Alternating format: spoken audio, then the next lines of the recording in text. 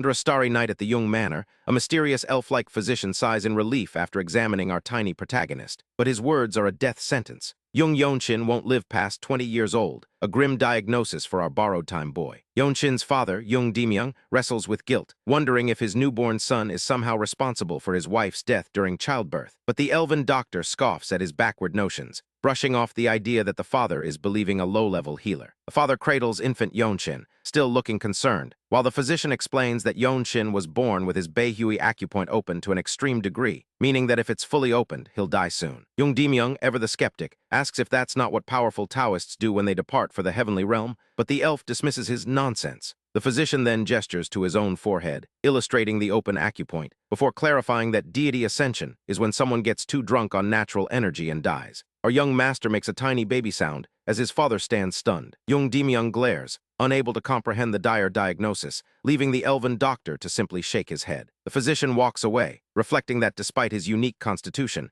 Yeon-Shin was born a hated child in his own home, glowing with a golden, ethereal energy that should be a blessing, not a curse. Years later, the Jung Manor is bustling with life and tradition, and during a family dinner, Patriarch Jung Dimyoung boasts about dedicating his whole life to the clan's revival, relieved that at least his older son is following in his footsteps. Yeon-Shin's brother laughs heartily, celebrating his own success, while the patriarch smiles proudly, raising a cup with his family. But Yeon-Shin's brother looks surprised, because there's an empty chair at the table, and his father's eyes narrow in displeasure. A purple-haired prodigy is still being kept separate from the family, with his older brother nervously addressing their stern father. Yeon-Shin's brother looks concerned, a stark contrast to his wife and niece's softer expressions. Away from the feast, our time-limited swordsman trains alone, his eyes glowing with blue energy as he meditates, surrounded by the same powerful aura. He wonders if a stronger body will grant him a longer lifespan, an agonizing question he must face every day. His brother finds him, asking in surprise if Yeon-Shin created a new martial art, to which our dying genius admits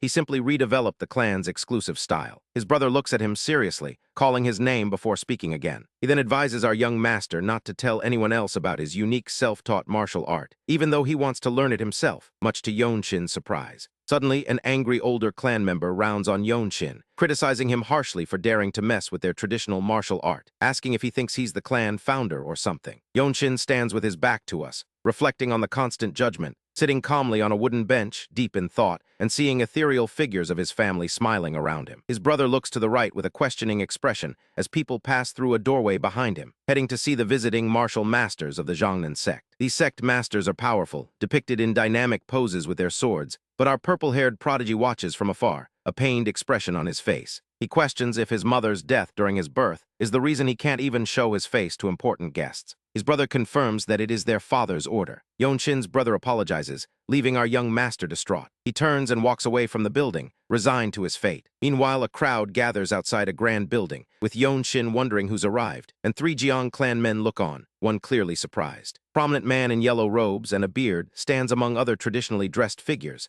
as the crowd gasps, recognizing the martial masters. A young man with long dark hair and a red tunic observes the situation intently, as a long-haired figure in a red cloak walks toward the building, drawing all eyes. Then a person in elegant robes descends a set of stairs, revealing flowing blonde hair and the distinct pointed ear of an elf. Yeon-Shin's brother and several onlookers react with wide-eyed surprise, a unified gasp of awe. It's Yeon-Shin, an elegant female elf, a member of a noble race who has just arrived, and Yeon-Shin's brother recognizes them as a mysterious, long-lived race, often seen as deities. The narrator notes the incredible energy surrounding her, explaining that her core energy is so condensed it naturally emanates from her body, causing onlookers to react with awe as she walks forward. Jung Dimyoung laughs, clearly embarrassed and boasting that he is the head of this humble clan, bowing politely with another man. Yeon-Shin, the elven elder, holds a sheathed sword vertically, her eyes closed, making Jung Dimyoung realize with a shock that this is not just any elf, but a noble race elder of the Zhangnan sect. As he and others prostrate themselves, Yeon-Shin humbly tells them to rise, assuring them she's not there to boast. Jung Dimyoung, flustered and apologetic, invites her inside. A purple-haired prodigy observes Yeon-Shin, wondering about her immense age and power. The elven elder gracefully walks past Jung Dimyoung, who bows his head respectfully, her blue robe swaying with each step. Jung Dimyoung gestures, inviting Yeon-Shin into the mansion while other villagers watch, and the elder looks calmly towards the right with a faint smile, her long elven ears clearly visible. Yeon-Shin's brother watches her with a serious expression, then makes a respectful bow. Yeon-Shin and Jung Dimyoung exchange words, and then Yeon-Shin's brother smiles at the villagers, identifying a child as his third son. Yeon-Shin looks down thoughtfully, seemingly commenting on the child she just saw. Later, Yeon-Shin's brother and the long-eared physician look on with curious expressions, while a close-up shows our young master's tied dark hair. Three men in traditional robes discuss the situation, two looking out a window. The narrator explains that with this much earth energy, the Tyrant Sword Tribe would certainly want this place, foreshadowing trouble. The mysterious long-eared physician sits calmly, holding a teacup, and musing that such a conflict would be great. Yeon-Shin's brother points at a sheathed sword, as the physician calmly thinks to himself that it would be great if that happens. The panel cuts to several menacing warriors of the Tyrant Sword Tribe, surrounded by glowing red sword auras, a truly problematic bunch. Yeon-Shin sips tea while two men listen attentively, warning them to stay sharp and not let their guard down. A graceful close-up shows her sipping her tea. The mysterious physician keeps recalling Jung Yeon-Shin, feeling that our purple-haired prodigy clearly stood out among the rest. Back at a traditional East Asian house under the night sky, Yeon-Shin meditates cross-legged, blue energy swirling around him. His face shows intense concentration as the blue energy emanates from his head. But he realizes with dread that he has less than 5 years before he loses consciousness completely. Our dying genius covers his face in fear, only his panicked eyes visible. He walks out of the traditional building at night, his feet taking measured steps. He stands in the doorway, looking out at the dark courtyard. He looks upwards with a pained expression, then looks sharply to the right with determination. He senses an ominous energy coming from that side, demanding to know what's happening. Our time-limited swordsman walks through a traditional garden at dusk, gripping his sword. He internally observes the eerie silence and a glowing red energy at a manor entrance, realizing something is terribly wrong. He gasps, recognizing a trap formation on the ground. His eyes widen in shock and concern, reflecting something horrific off-panel, as he looks over a scene of massacre with multiple bloodied bodies on the ground. He questions why he didn't realize such an attack was happening within the Jung Manor. A grim young master walks slowly past more bloodied bodies, surveying the carnage. He looks down at a dead body, wondering if the trap formation was the cause. Close-up shows the bloodied, tear-streaked face of a deceased Jeong clan member. Yeon-Shin kneels by a fallen clan member, confirming their identity and questioning if the culprits possess overwhelming martial prowess. He looks over his shoulder at a bald, scarred Tyrant Sword Tribe member standing over bodies, who scolds him for not staying hidden if he managed to stay alive. The bald tribe member's expression turns surprised and stern. Another red-haired Tyrant Sword Tribe member prepares to stab a fallen clan member with his bloody sword. The bald tribe member is surprised by Jung Yeon-Shin, who stands behind him over a dead body. Our grim young master's hand glows, his face set with determination as he clenches his fist. He powerfully punches the bald Tyrant Sword Tribe member, who reels back from the glowing impact. A close-up shows his hand connecting, indicating a swift, forceful strike. The bald tribe member's face distorts in a grimace of pain and shock, as Yeon-Shin lands another powerful, glowing blow, sending him flying. The bald Tyrant Sword Tribe member screams in pain as Yeon-Shin's glowing punch impacts his chest, sending him soaring away. Yeon-Shin stands over the fallen member amidst other dead bodies, observed by surprised red-haired clan members.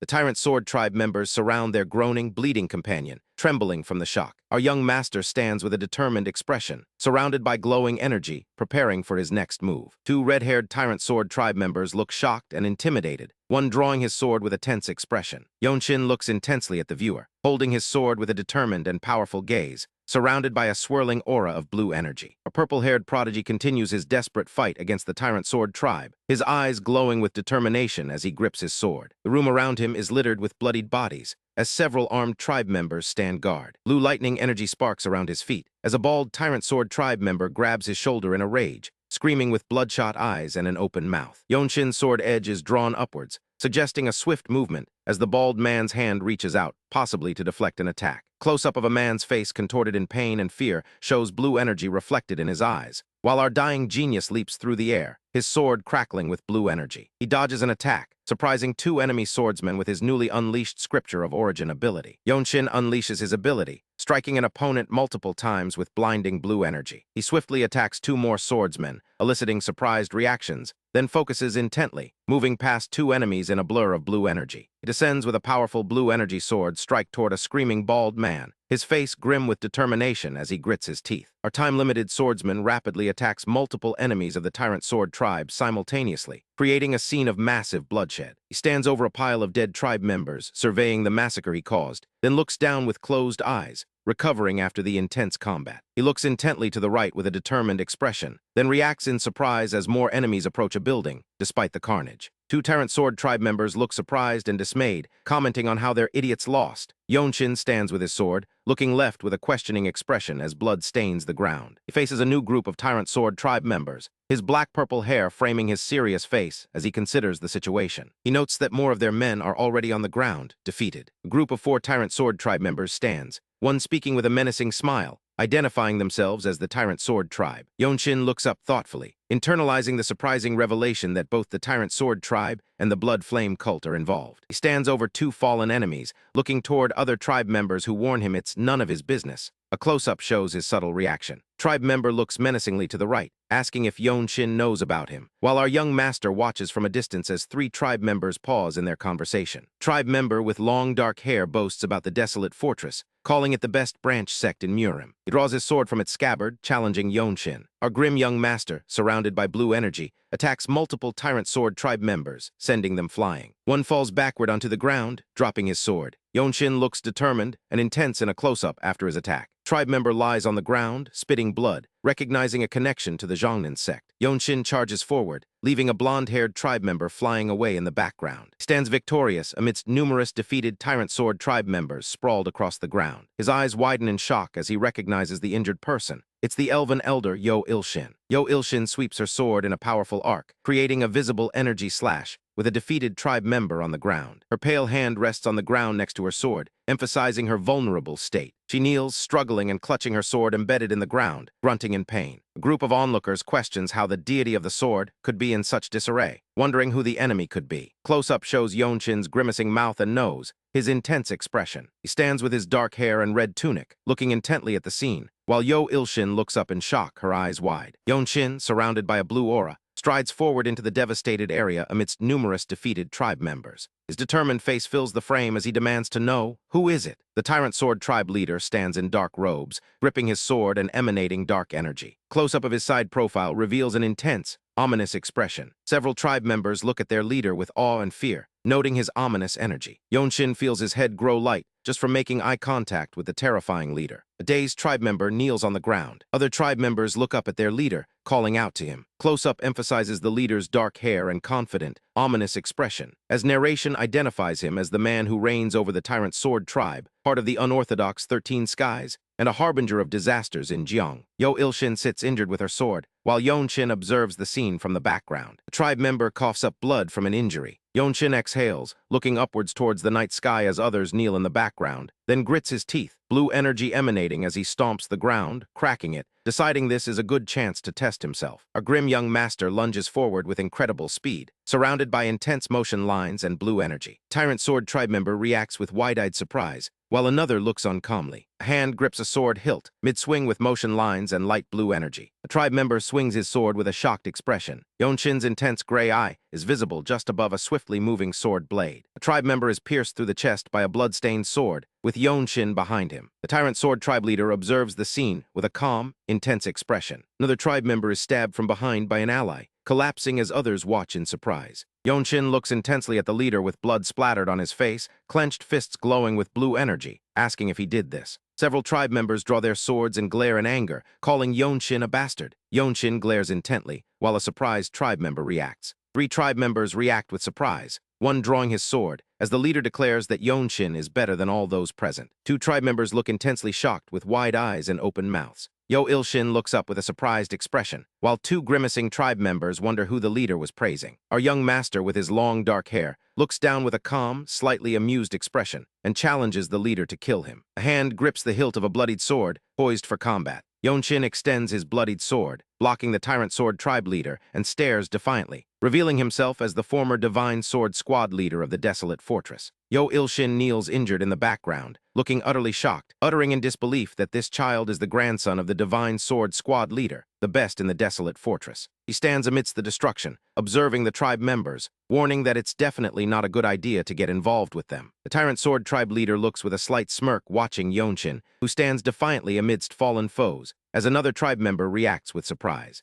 Yeon-Shin stares with a determined expression, his bloodied sword visible close to his face. The Tyrant Sword Tribe leader smugly declares that Yeon-Shin will come to the Desolate fortress with him. An unknown blonde elf looks surprised, while 3 male tribe members behind her react with shock and fear. A close-up shows Yeon-Shin's hands gripping the hilt of his sword, ready for combat. An energy blast from the Tyrant Sword Tribe leader's stomping foot creates an impact crater on the ground. The leader stands in a powerful stance, holding his glowing sword, power radiating around him. An unknown blonde elf glares intensely, while Yeon-Shin looks on with a grim, determined expression. The Tyrant Sword Tribe leader walks forward confidently past fallen enemies, with other tribe members holding swords behind him. He looks down with a stern, confident expression, inviting Yeon-Shin to come with him. Yeon-Shin's eyes glow red with intense determination, ready for revenge. 3 tribe members stand near a gate in a courtyard strewn with fallen, bloodied bodies. Yeon-Shin and the unknown blonde elf stand amidst the bodies, both looking grim as Yeon-Shin looks up, dwarfed by the massive, silhouetted figure of the tribe leader. A purple-haired prodigy is still clearly suffering from his illness, flashing back to the brutal massacre where his father lay bleeding, and he could only kneel by his dying parent, whispering, "Father, I'm Yeon-Shin." He reached out to touch a bloody hand, agonizingly asking how his father could be so strong in his final moments. This dying genius watches his past self, solemn and resolved. The memory shifts to a younger Yeon-Shin, revealing he created a new martial art using the clan's cultivation technique, which an enraged elder instantly shouted down, demanding, "What did you just say? How dare you mess with the clan's exclusive martial art?" The elder accusing our young innovator of thinking he was a clan founder. Back in the present flashback, his father weakly acknowledges, recognizing the spark of genius from back then. A grieving swordsman and another figure kneel as his father takes his last breaths. But his father, with a solemn expression, clasped hands one last time, shedding tears of pain and revelation as he looked up. Yeon-Shin's eyes widen with a mix of surprise and profound emotion, watching the tears stream down his father's face, until his eyes finally closed. He stares at his own bloodied hands, as his brother kneels distraught over their father's body, and our dying genius reaches out once more toward the lifeless hand. His brother mourns while Yeon-Shin stands distraught, and another man holds a small child. His brother turns to the chief steward, who holds little Hya, reassuring him that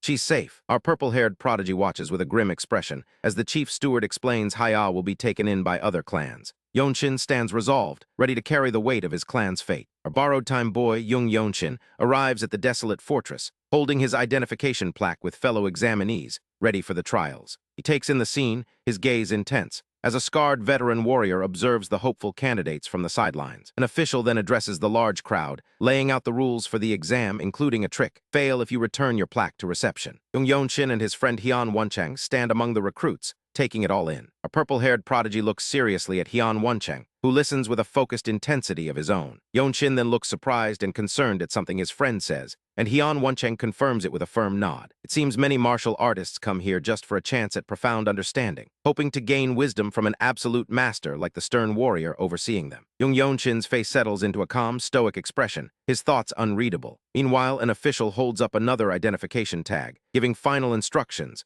shouting loudly to the assembled examinees. Yeon-Shin and Won-chang watch, along with the rest of the eager crowd, as the official continues to speak with passionate intensity, giving further instructions for the trial. Suddenly, Won-chang excitedly raises his hand to volunteer, which the official calmly acknowledges. A moment later, Won-chang nervously whispers to Jung Yeon-Shin that he got carried away, as they only need to show a fast sword technique. Our time-limited swordsman, tying a cloth around his hand, glances towards the trial area, finding it simple enough. His hand grips his sword hilt, intricate scrollwork etched into the metal, as he surveys the other candidates. Won-chang stands in the arena, emitting a powerful blue energy, his sword at the ready, impressing even the veteran observers. He takes a deep breath, steeling himself, then swings his sword with incredible speed, following through with a powerful strike, and concludes his movement as examiners watch his every move. Onlookers gasp in shock at his display, murmuring about its unexpected strength. Won-chang stands before the examiners, awaiting his score, while a nervous candidate gulps, intimidated by the show. One examiner strokes his beard, thoughtful after the demonstration. Won-chang gasps in surprise, seeing something off-panel, then flashes a thumbs up to Jung Yeon-Shin, pleased with his own performance.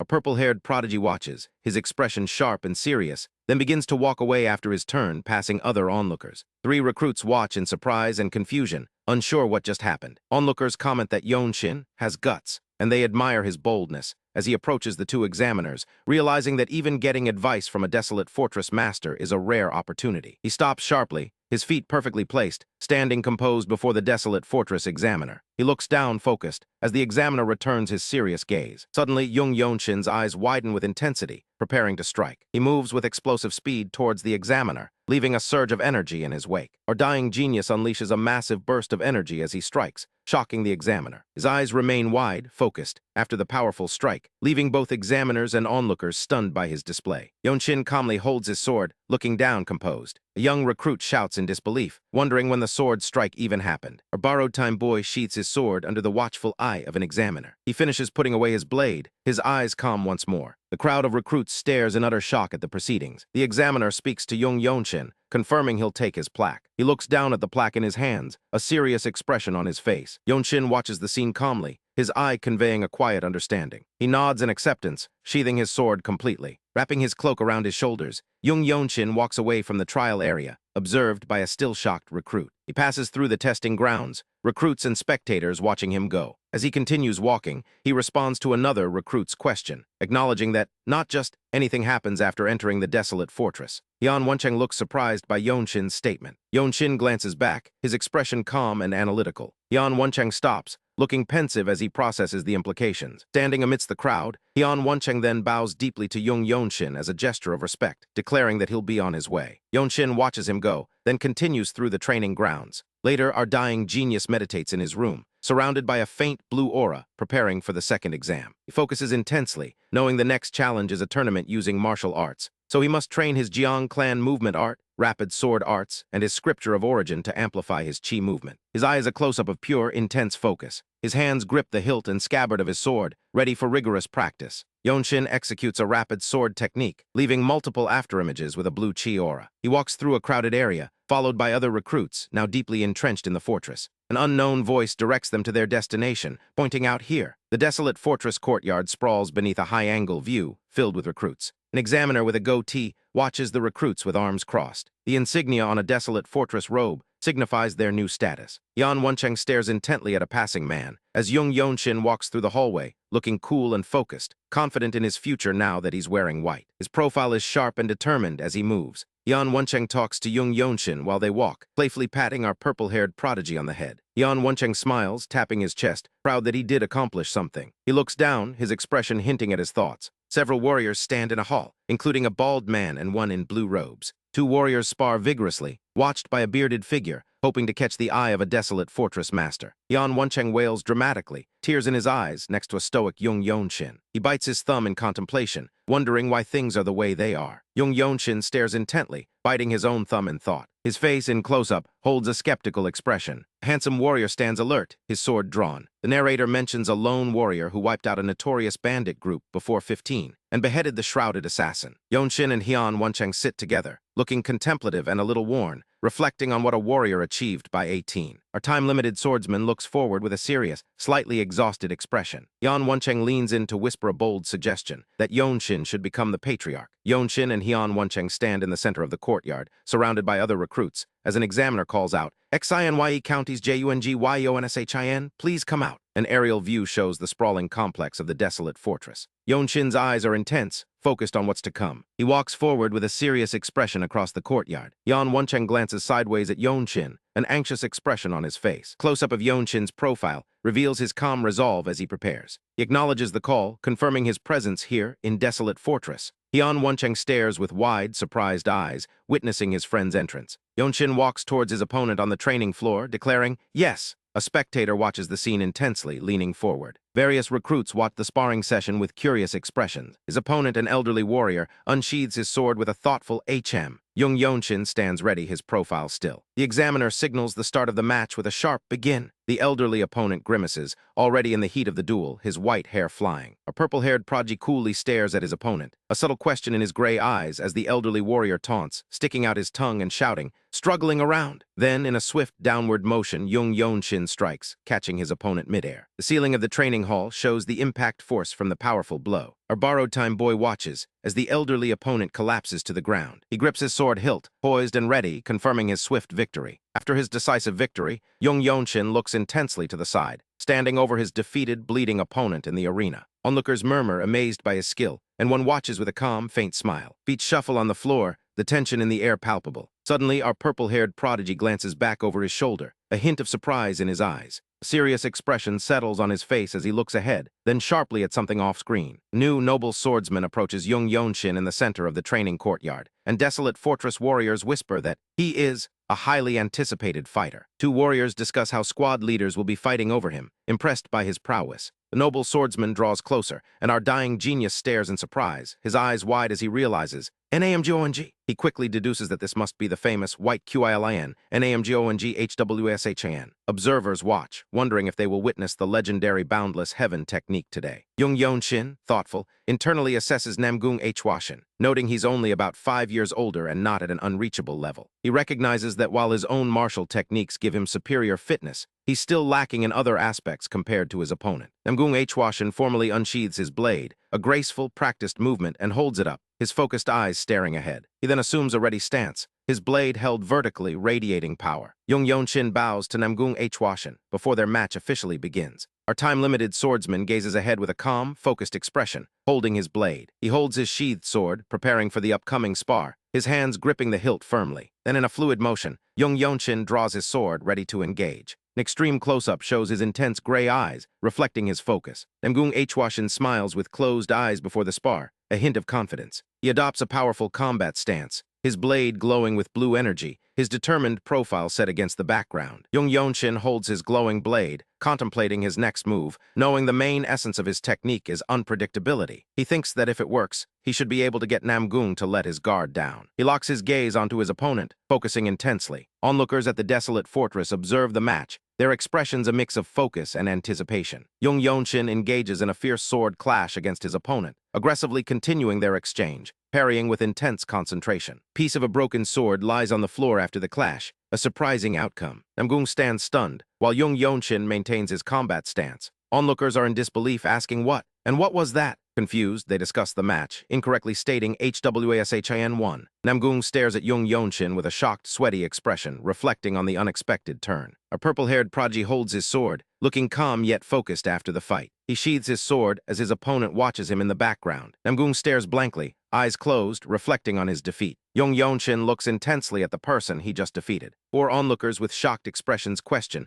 "What do you mean? He lost?" An older warrior praises Jung Yeon-Shin's technique, calling it such a scary, delightful sword. Yeon-Shin stands in the courtyard as observers watch him, acknowledging him as a powerful martial artist in Anon. A man in fortress attire addresses him, calling out, "Why YONSHIN?" The man invites him to spar with me another time. Our dying genius looks forward calmly with a faint smile, replying, "I'll look forward to it." His gray eyes stare intensely. Jung Yeon-Shin walks through an open gate, seen from a distance. Later, 2 warriors observe as Jung Yeon-Shin sits dejectedly by a tree, a man in a straw hat watching silently. Yeon-Shin looks to the side with an intense expression, wondering if someone HIMPASSED. He takes a step on the stone tiles, replaying the match in his mind. He knew there would be no chance of winning if the fight dragged on, so he used the most extreme form of his delightful sword as soon as the duel began. But Namgung Hwashin had imbued his sword with true energy, causing Yeon-Shin's blade to break. Jung Yeon-Shin looks conflicted, admitting it was a failure to use his delightful sword rashly. But he respects Namgung for admitting defeat anyway, showing the nobleness of a renowned family. 2 Desolate Fortress warriors observe him, questioning if he cannot use true energy with his techniques yet. Our time-limited swordsman reflects that his Jeong clan is a third-rate branch clan, so there's no way he would have learned such a skill there. However, he stares intensely at his sword, realizing he knows it now. His gaze is intense and focused. As he confesses, he realized how it should be used the moment he witnessed it. Jung Yeon-Shin's hand firmly grips the sword hilt as blue energy begins to emanate from it. He stands with his sword, surrounded by a burgeoning aura of blue energy, understanding that it isn't just as simple as putting energy into the sword. Close-up of his hand shows intense, glowing true energy channeling through his sword, as he realizes he can use the true energy as a medium to become one with the sword. The sword radiates a powerful, swirling blue energy field. The Desolate Fortress warriors look on in shock, questioning, "Resonation." Close-up shots show the shocked faces of the onlookers witnessing this display of power. Jung Yeon-Shin stands as a massive, circular wave of blue resonance energy erupts around him. Close-up of his intense, glowing eyes shows his unwavering focus. He grips the hilt of his sword tightly, blue energy emanating powerfully. A bright blue energy discharges around him. Jung Yeon-Shin stands while a massive wave of blue resonance energy erupts, a brilliant blue effect enveloping him. He grips his sword hilt, a blue aura swirling around him, experiencing a sensation as if the sword and his body are united, realizing this must be body-sword unification. A purple-haired prodigy refines body-sword unification, where his true energy merges with his blade. Making any technique, he uses a completely new form of attack, and he focuses with intense concentration, eyes sharp, a slight smile playing on his lips as he feels this raw power. Other warriors watch him, sensing the profound shift, as Jung Yeon-Shin stares ahead with his signature intensity. then slowly draws his sword with deliberate care. He realizes someone was subtly protecting him during his enlightenment, and he offers a silent thank you to the unseen guardian. Our borrowed-time boy closes his eyes,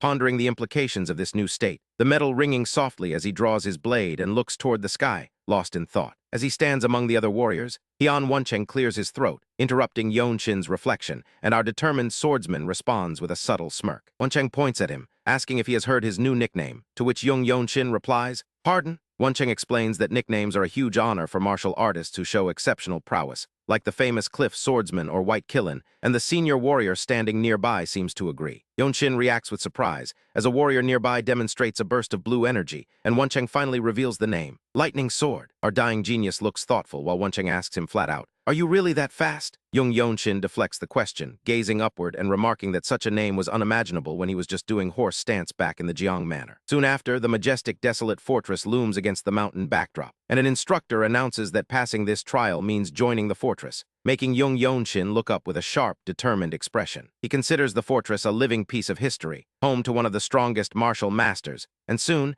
a figure walks toward the heavy wooden doors, ushering the recruits to a meeting with its leader. As the instructor walks away into the darkness, then turns back, Woncheng reacts with shock, while Jung Yeon-Shin stands calmly behind him as the recruits move forward. An exhausted recruit stumbles, his feet dragging along the ground, and a muscular man sighs in frustration. Then a voice calls out, "Next, Jung Yeon-Shin." Our time-limited swordsman looks forward with a serious expression, unfazed by the eyes on him, and walks up an ornate wooden staircase. He stands before a large, intricate pair of doors, then stares through the doorway into a brightly lit room, and enters a luxurious chamber. Energy sparkles faintly around him as he moves through the grand hall, where ornate pillars and decorative tree roots glow with light. He looks around the room with a focused and wary expression, before approaching the figure sitting on a lounge. This is the legendary lord of the Desolate fortress, rumored to be the strongest in the world. Close-up reveals her listening intently, then resting in her seat, before looking back at Jung Yeon-Shin with an intense gaze. Yeon-Shin feels a jolt of concern, thinking internally if she knows about his mother's family. Fortress Lord looks down with a sharp expression and simply states,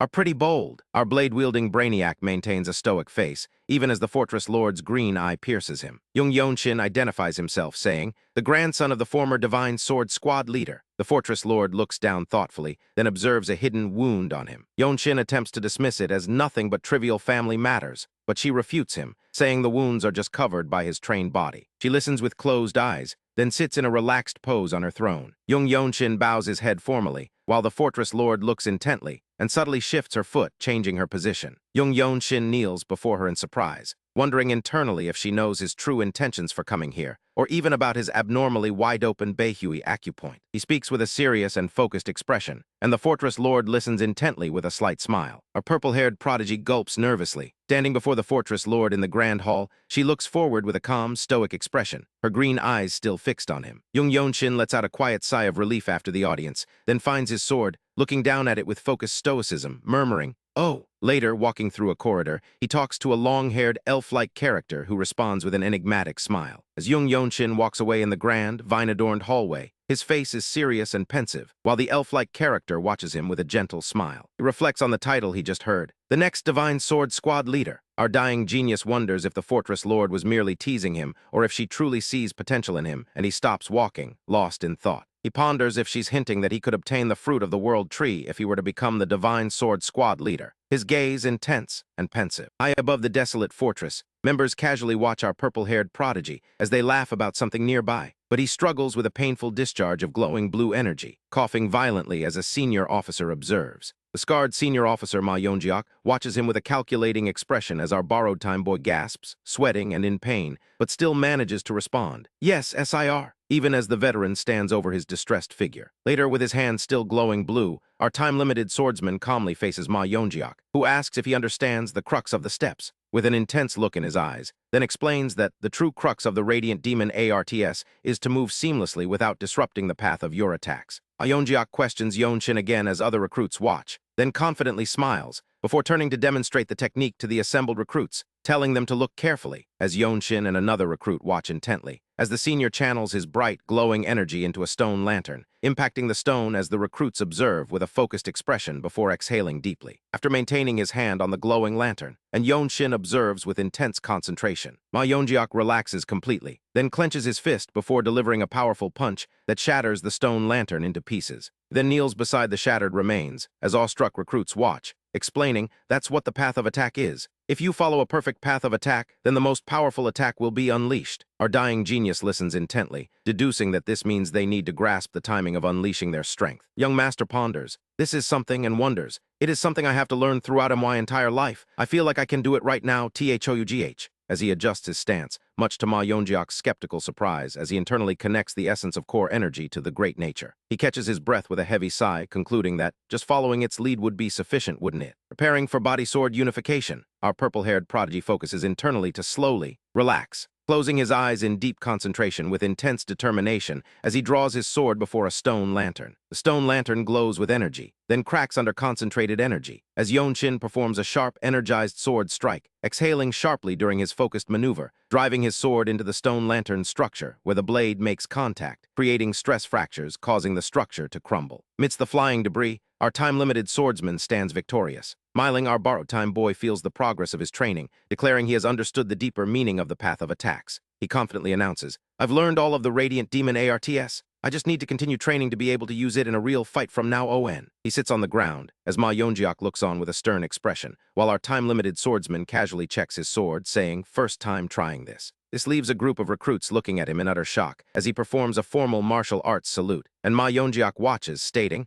"I have to think about how I should teach you from now on," leaving Jung Yeon-Shin with a confused look. Next day, Fortress members gossip about a huge fight between their seniors and the Heavenly Squad, and Hyun Woncheng explains to a weary Yeon-Shin, "From what I remember," he continues, "that one of the Heavenly Squad members picked a fight at the restaurant, insulting their talents." As Yeon-Shin listens with a weary expression, then Hyun Woncheng gestures to his mouth, saying, "True face," continuing to recount the insult about a sword and winning, which causes energy to crackle near our dying genius's eye. Hyun Woncheng nervously speaks again, but Yeon-Shin looks up with a focused, intense gaze, contemplating the situation. Our purple-haired prodigy realizes, "If I want to get the fruit of the world tree which all the noble races of this world worship, I need to accomplish something. I'll definitely need help from others in the process of doing so." Stands up looking down at Hyun Woncheng with a serious expression, contemplating, "Fighting because of me," then walks past his friend, declaring, "I can't let that Geo. I'll Geo pay them a visit." As Hyun Woncheng watches in surprise, then excitedly stands up, exclaiming, "Yeah, that's it. I knew you were a chivalrous person who knows the code of martial artists."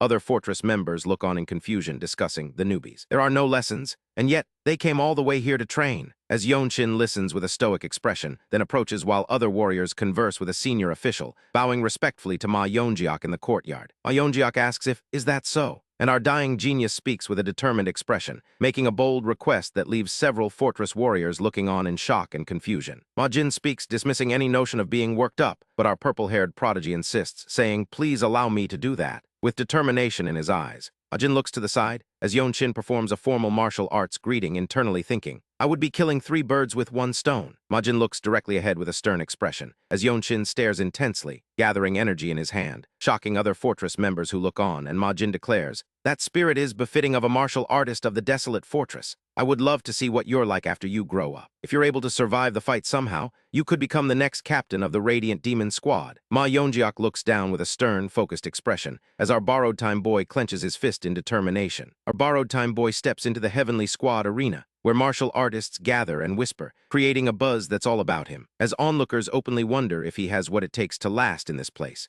Even with their skepticism, our arena ace looks around with a calm, stoic expression, while a scarred, desolate Fortress warrior strokes his chin, clearly unimpressed. High above, senior Fortress warriors scrutinize the scene, with Han Cholmok staring intensely and his scar-faced associate glaring, as 2 stoic figures stand side by side. But Han Cholmok rubs his chin, looking utterly skeptical. He and his companion continue to observe our purple-haired prodigy, openly questioning the stakes of the match. An elixir they feel is far too valuable. Our dying genius maintains his intense, tired but focused gaze ahead, then looking at the man sitting before him, asks with challenging intensity, "Frivolous?" The seated man accepts the challenge with a simple nod, and then, with arms folded tightly, he declares this bout is for own people. A smirk crosses his scarred mouth, and his black boot steps onto the floor, ready to begin. As a stern man in a blue robe confronts Jung Yeon-Shin in the training hall, our hero performs a formal martial arts salute, his face up close in deep focus, and the stern man looks down, declaring he's honed his sword for 420 years. While SWORDS are said to have, and warns our time-limited swordsman, you better keep that in mind. Yeon-Shin faces his blue-robed opponent as he draws his sword, unsheathing it in a graceful motion, the blade glowing with bright blue energy. Two Desolate Fortress members watch the sparring match, their black robes a stark contrast to their intense expressions. But Jung Yeon-Shin looks towards his opponent with a calm, focused expression that hints at a subtle, determined smirk. He then draws his own sword from its scabbard, declaring,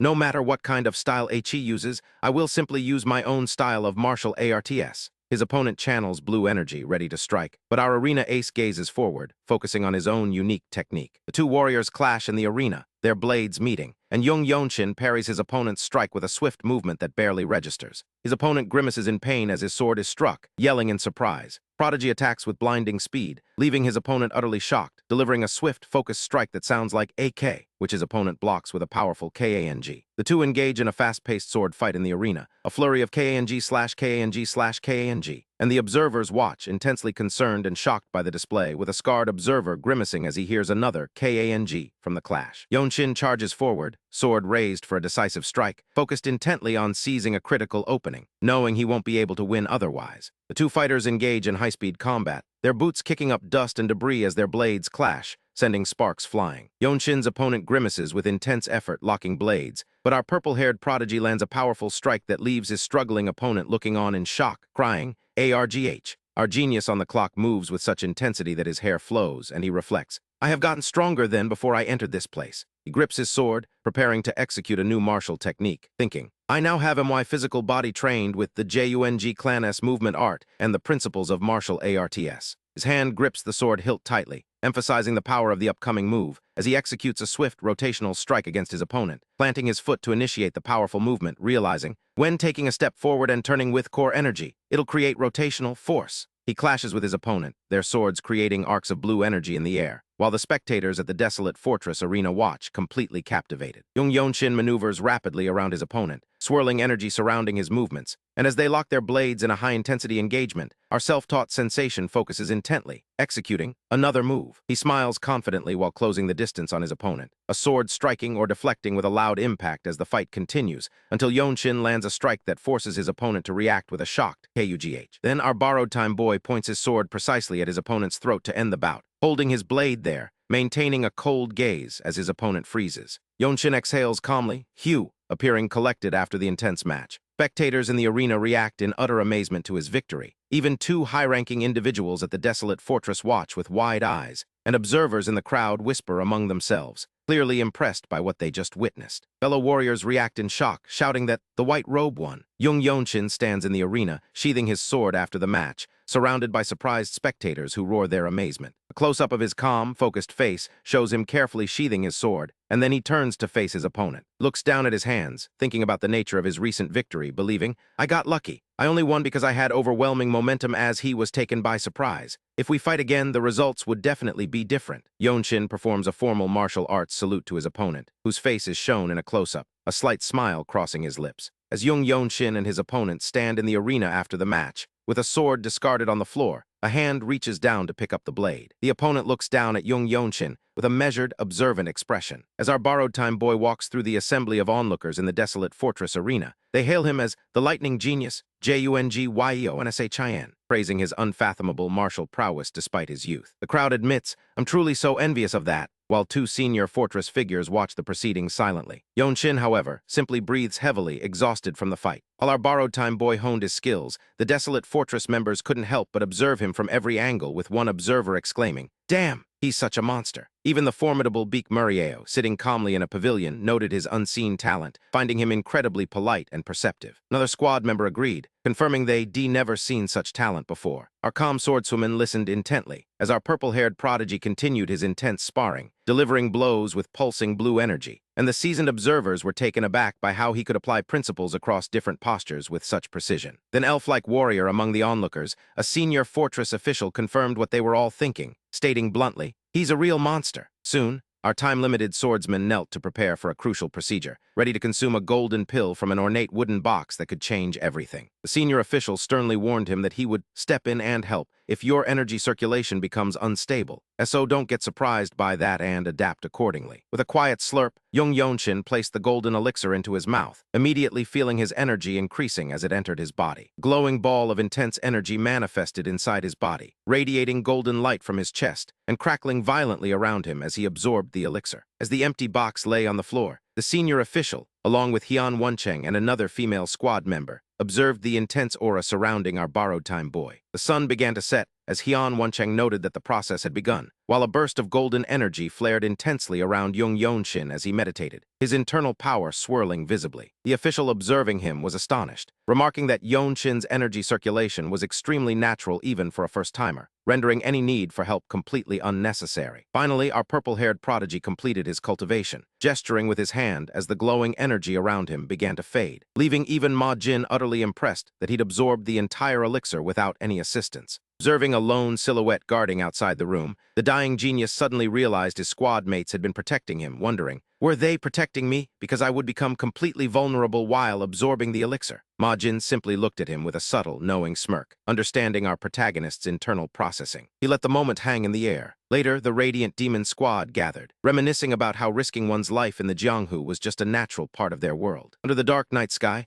our borrowed-time boy continued his deep meditation in a quiet room, his gray eyes intense with focus. He meditated on his new power, his eyes closed, ready to test his martial arts. Jung Yeon-Shin walked towards a traditional building, eager to check just how much stronger his martial arts had become. Beak Murieo, looking slightly annoyed, called out to him, acknowledging his readiness for the fight. A purple-haired prodigy listened thoughtfully, then prepared to spar, his feet moving on the floor as he got into position. Both Jung Yeon-Shin and Beak Murieo exchanged martial salutes, our protagonist closing his eyes in concentration as he walked toward her in the courtyard. He confidently declared, "I'll make the first move," drawing his sword while Beak Murieo stood ready, pressing her palms together in a martial stance. Jung Yeon-Shin swung his sword, but Beak Murieo, with her bare hands, easily blocked the strike as dark, purple energy erupted from her palm, touching the hilt of his sword. He forced him back with an energy-infused palm blast, sending him flying and crashing onto the ground like a meteor, grimacing in pain. He let out a grunt of pain. A defeated prodigy struggled to his feet, still surrounded by residual energy, as Beak Murieo stared at him with a cold, intense expression and declared him truly scary. She then began to explain that a swordsman who has learned the radiant demon arts can't rely solely on their sword, but must learn to destroy and deal with the enhanced energies mixed in the body, demonstrating the efficient technique with a glowing purple hand. Jung Yeon-Shin listened earnestly, and the two continued their intense discussion of martial techniques,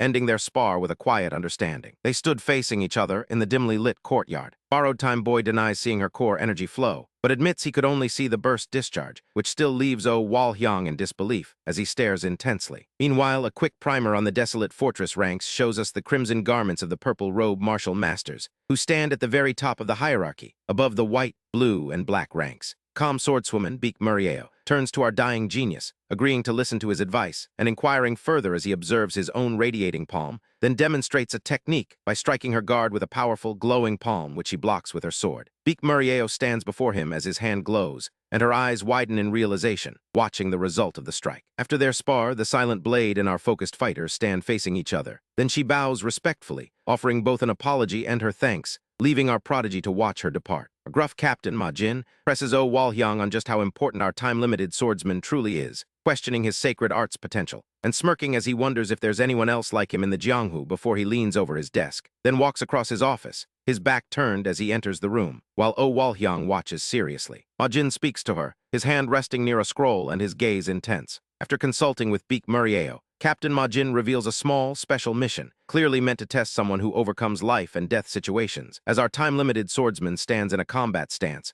gripping his glowing sword, and Beak Murieo reacts with surprise. Ma Jin holds a green scroll, declaring this special mission is for the one who overcomes life and death, the one who will become the next Radiant Demon Squad captain, as our prodigy's hand grips a glowing sword, maneuvering on a rooftop with his blade blazing. Soon, horses are galloping across a dusty path, carrying our focused fighter, Wal-hyang, and the rest of the squad on a rural path, heading down a mountain, as an unseen voice questions if this prodigy is worthy of becoming their superior. After a grueling 10-day ride, the squad finally arrives at the Zhemping County stage station at night, with a warrior's boot hitting the ground, as our yellow dragon friend Hyun Won-cheng complains about the long journey, while our time-limited swordsman glances back at Wal-hyang after dismounting. Back at the fortress, Ma Jin briefed the team on how the Blood Flame cult had settled in Zhemping County, explaining that the Mount Hua sect had an elixir stolen, which he suspects was the Plum Blossom Pill, an incident that has now escalated to involve all of Shanxi, forcing the main Desolate Fortress branch to intervene and deal with the Blood Flame cult, all while our dying genius listens with intense focus. At the stage station, two officials stride up, scolding the squad for being slow, and then stare in disbelief at our purple-haired prodigy and his companions, questioning how mere recruits, who haven't even seen a true martial artist, could be sent to handle such a situation. As one official sputters in agitation, our time-limited swordsman calmly orders the silent blade to incapacitate him, which she does with a swift pressure point strike to the neck, leaving the official stunned as our prodigy glares, declaring they don't need permission from such a person, and then the squad just walks away. As they walk through the forest, our yellow dragon friend Yeon-Shin, glowing with his sacred warrior aura, expresses his shock that Jung Yeon-Shin just incapacitated an official who clearly showed disrespect, calling out Jung's name in protest and reaffirming his own status as a Desolate Fortress sacred warrior. But our dying genius calmly explains how the imperial family allows the Desolate Fortress to do whatever they want, even if they mess around with others. Our purple-haired prodigy states how formidable the fortress is, leaving the squad to gaze intently at the horizon, planning their next move. As they survey the area, our borrowed-time boy spots an injured elder, and then they all witness a terrifying sight. A cultist, likely from the Blood Flame cult, holding a crying baby hostage while taunting captured villagers, screaming at them, his ominous visage marked by a glowing red eye. Our borrowed-time boy sprints forward with focused intensity, his eyes locked on the target, but he's quickly falling behind the other martial artists, who move with a high-speed mobility art, leaving him to reflect on his disadvantage. Even our stern swordswoman, Murieo, zooms ahead, leaving him in the dust. Sweat beads on his brow as he struggles to keep up. Damn it! Because he simply hasn't had the chance to train in proper mobility arts back at the Jung Manor. Meanwhile, the white-haired warrior of the fortress closes in, gripping their sword, just as blood splatters onto the ground, and the red-haired cultist stands holding a crying infant, having already struck someone down. KU. He threatens the terrified villagers to stay and hand over the child, making one woman scream for her mom before he snarls, "Shut UP!"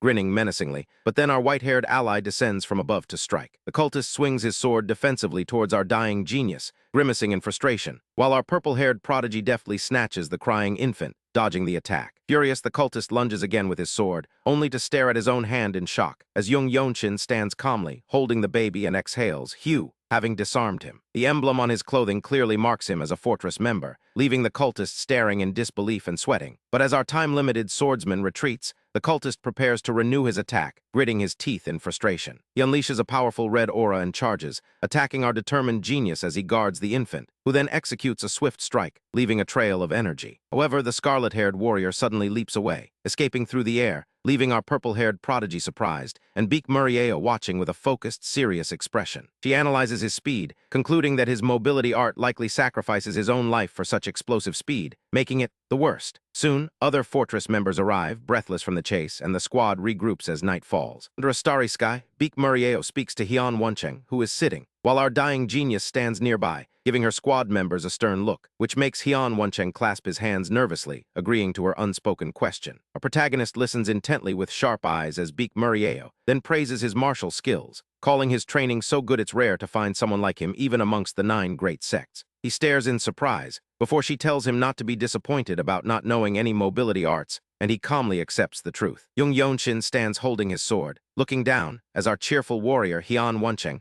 then leans against a tree, speaking to the group, asking if our borrowed-time boy would like to learn mobility arts from him. Our protagonist looks observant and serious, as an unknown squad member exclaims in surprise, and Yeon-Shin gestures to his face, explaining how noble races move. Jung Yeon-Shin is stunned and thoughtful, asking if he can truly learn their movement methods. Yeon-Shin explains the process to our purple-haired prodigy and Murieo, who looks annoyed and surprised by the unexpected offer, uttering TCH. Then Yeon-Shin demonstrates, his feet glowing with an aura which quickly dissipates. Our 2 main characters watch him, as the elf-like warrior performs the glowing technique, explaining that it doesn't rely on anything physical, but rather energy at the tip of his feet with no sudden core energy movements. Our determined genius observes intensely with his gray eyes, as Yeon-Shin gestures, showing how they walk and run. The elf-like warrior gracefully leaps past Jung Yeon-Shin and his companion, his foot emitting a bright, glowing energy as it touches the ground with a soft thud. He smirks, demonstrating the light-footed technique, leaping from a tree to the ground as others watch, and our time-limited swordsman realizes he couldn't even sense his presence. He stares intensely, contemplating, recognizing this as the sacred methods of the noble races, a supporting energy similar to core energy, but not quite. The elf-like character lands precisely on a tree branch,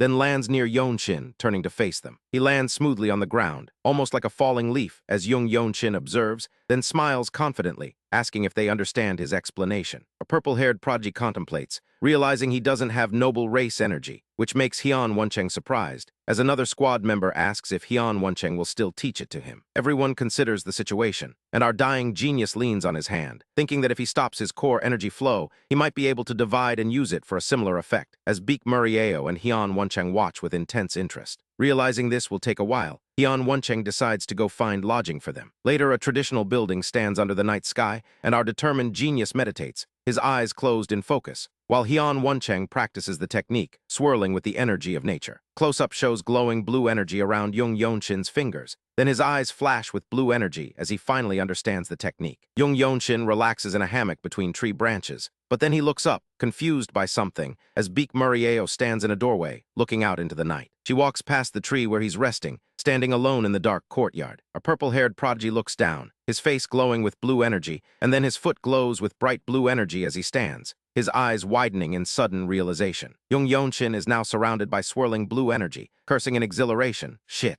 Small sparrows peck at a worm on the ground, indicating a peaceful morning as our thoughtful ally, Hyun Woncheng, practices his sword, sighing while Baek Murieo watches. He looks up at the mountains, musing on the fact that our purple-haired prodigy has only been here for 1 month, and recalling Captain Ma Jin's past instructions that even he chose to focus on Jung Yeon-Shin. A sharp-eyed observer, Baek Murieo, stares forward with a cold, serious expression, as Ma Jin's words echo. "GOC for yourself whether / he's someone worthy of becoming your / superior." Baek Murieo responds with a dismissive HMPH to Hyun Woncheng, but acknowledges that it's only been 1 month since our time-limited swordsman began his training. Our quick-thinking rookie now runs through a forest path, moving at incredible speed, his foot kicking up dust as he lands, dashing through the trees and glancing to the side with confidence. Subtle, satisfied smirk plays on his face as he exclaims, "This is / awesome." He continues his high-speed movement through the blurred path until he spots a lone figure sitting on a rock near a shack. He crouches in the forest, observing intently, realizing he's finally discovered their hideout and needs to inform the rest. But then he stops,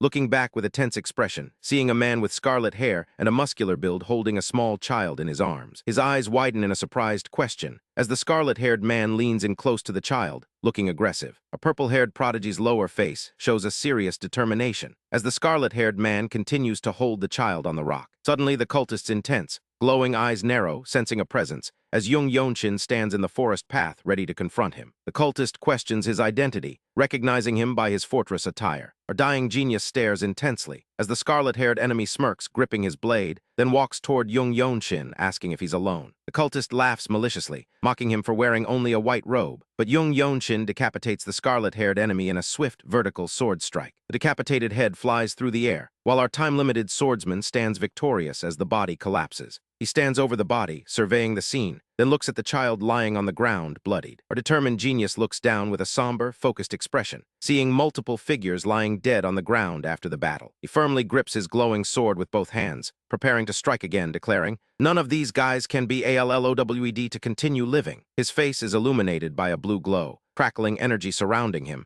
as he threatens whoever is left. Jung Yeon-Shin is poised for combat, his sword glowing blue, ready to dash forward. Close-up shows his hands channeling glowing blue energy into the hilt, as a wooden building is covered in glowing blue energy lines, indicating a surge of martial power. His glowing blue eye is filled with intense determination as he moves at high speed, unleashing his radiant demon art swift sword style. He strikes downwards, his sword generating a massive, jagged blue energy blade that cleaves through the scene. The energy attack hits 2 Blood Flame cult members, causing debris to fly, and one shouts in shock as he is struck. Our quick-thinking rookie then appears behind another cultist, radiating energy, catching him by surprise. He gazes coldly down at the dying cultist, his sword held ready, noting this as the end of this case. Jung Yeon-Shin looks intensely toward a nearby cave entrance, lying prone on the ground to observe. He sees a small wooden hut with the cave entrance nearby, sensing a lot more energy coming from inside. He walks toward the dark mouth of the large cave, realizing this isn't just a hideout for a few cultists, but a full branch of the Blood Flame cult. He has a sudden realization as he turns his head, as more Blood Flame cultists emerge from the cave entrance, preparing to attack, surprised by his presence. With red hair and brandished blades, they charge, telling him it's time to pay. A purple-haired prodigy looks back over his shoulder at the approaching attackers, noting, "That bastard is here too." A muscular cultist with red hair screams at Jung Yeon-Shin, questioning why he would come here. An energy shockwave is released as our dying genius prepares for combat, gripping his sword handle tightly, ready for battle. He looks forward with a stern, composed expression, standing in the entrance of the dark, cavernous area, where dark energy pulses around a shadowy, indistinct shape. Violent red energy swirls in the dark tunnel as a voice questions, who wearing a desolate fortress robe would dare cause a ruckus. Jung Yeon-Shin looks back with a tense, calculating expression, seeing a silhouette in the distance. He stands alert among defeated cultists, realizing that dreary energy doesn't belong to these guys. He watches the shadowy figure approaching, with a focused and wary expression. The mysterious dark-clad figure approaches, and our time-limited swordsman realizes this person is on a completely different level. Close-up shows the dark-clad opponent with glowing red eyes, as Jung Yeon-Shin and the figure face each other. And our quick-thinking rookie recalls that when a part of one's body returns to its original state, it means that person has reached the level of refining their core energy. He clenches his jaw, confirming that this is the strongest person in charge, the branch leader. And from what he knows, they're called Blood Master Swordsmen in the Blood Flame cult. Our determined genius looks forward with a focused and wary expression, ready for the true challenge, as our purple-haired prodigy faces off against the Blood Flame cult leader, who is essentially a death god to normal folks. Jung Yeon-Shin's face remains calm and focused, his hand gripping his sword hilt, radiating a quiet, deadly energy. He remembers how a swift barrage was once his only way to win, launching his attacks before opponents could even react. But the sneering cultist thinks his power has made him way too arrogant. Jung Yeon-Shin isn't just listening, though. He's preparing his limit-releasing technique, yelling with intense focus as he channels energy, then clashes swords with the long-haired opponent in a brilliant flash of light. The cult leader is forced back, his shocked expression betraying his surprise as Jung Yeon-Shin pushes his blade away. Our time-limited swordsman lands and prepares his next movement, energy swirling around his feet, before lunging forward with a blindingly fast, glowing sword strike. Jung Yeon-Shin's face is a mask of determination and intensity, executing multiple, rapid, high-speed slashes against his retreating opponent, his relentless assault a blur of motion. But the cult leader somehow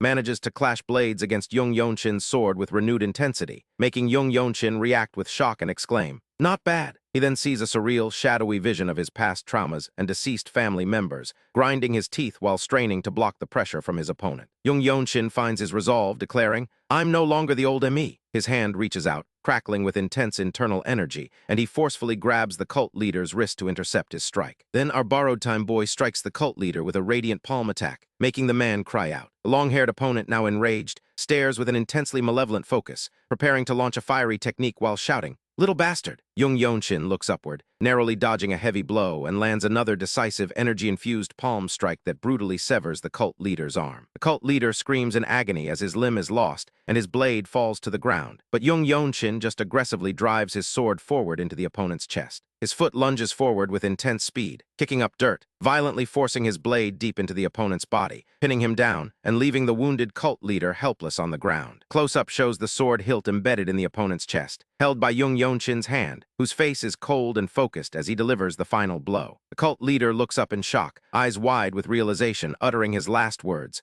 "A mere white robe." Jung Yeon-Shin stares coldly at his defeated opponent, his hand still holding the sword hilt embedded deep in the man's chest. The opponent gives one last gasp, and our dying genius stands over his fallen foe, then closes his eyes in exhaustion, huffing from the effort. He looks around the desolate area, surrounded by fallen enemies, and lets out a tired "Hew." His eyes focus as he takes in the scene. Then he sheathes his sword and walks away, leaving the carnage behind. Jung Yeon-Shin looks down into a dark pit, filled with more bodies, a victim's face visible among them, and another defeated, bloodied man lying on the ground. A purple-haired prodigy stares ahead with a stoic and cold expression, a grim weight on his shoulders. Later that night, outside a desolate fortress building with lit windows, Hyun Woncheng looks utterly shocked, while Beek Murieo, a female warrior, watches him with concern. An elf-like person with blue eyes and light hair also observes the scene, silent. Jung Yeon-Shin appears, looking weary, carrying a small person on his back, and walks into a room with various onlookers in the background. Hyun Woncheng holds the small person, looking at Jung Yeon-Shin, and blurts out, "He's not dead." Beek Murieo, ever pragmatic, interjects,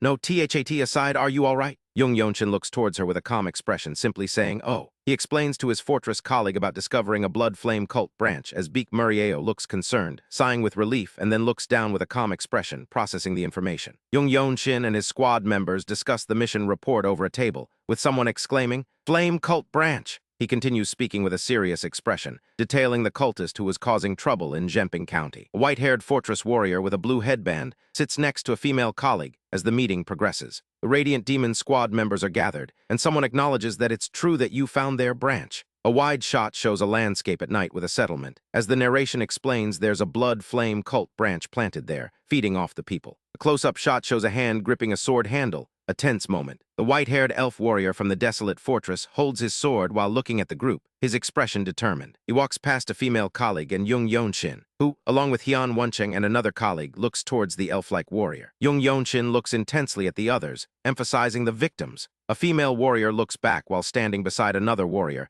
still taking in the grim details. Jung Yeon-Shin and Hyun-Won discuss the situation further, with Hyun-Won asking a tentative question in Korean. Hyun-Won and another squad member look with concern toward the conversation off-panel, clearly anxious about the answer. Jung Yeon-Shin, standing in the foreground, speaks calmly to Hyun-Won and a female warrior, stating plainly, "Yes, I killed them all." Hyun-Won points towards Jung Yeon-Shin while talking, as another squad member watches, still processing his words. Hyun-Won reacts with a skeptical expression, utterly speechless, while another squad member looks at him, equally stunned. A female warrior looks intently at someone, trying to understand. Jung Yeon-Shin looks back with a calm, slightly confused expression, asking, "Pardon?" A terrifying demonic figure stabs an opponent through the chest with a blade, perhaps a memory or a vision of what Jung Yeon-Shin faced. Our dying genius stares intensely with his gray eyes, remembering the danger. He holds a clump of red hair, while an elf-like squad member and another look on, horrified. Severed head of a terrifying monster with long dark hair and bared teeth lies on the ground, making someone remark, "That, huh?" The elf-like warrior and a female colleague look with surprise and unease at the severed head in front of them, as Jung Yeon-Shin, holding his sword, contemplates the monster head, touching his chin and musing about how its regeneration could have gotten dangerous. The elf-like warrior looks on with a slightly nervous, wide-eyed smile, realizing just how close a call it had been. At the Desolate fortress,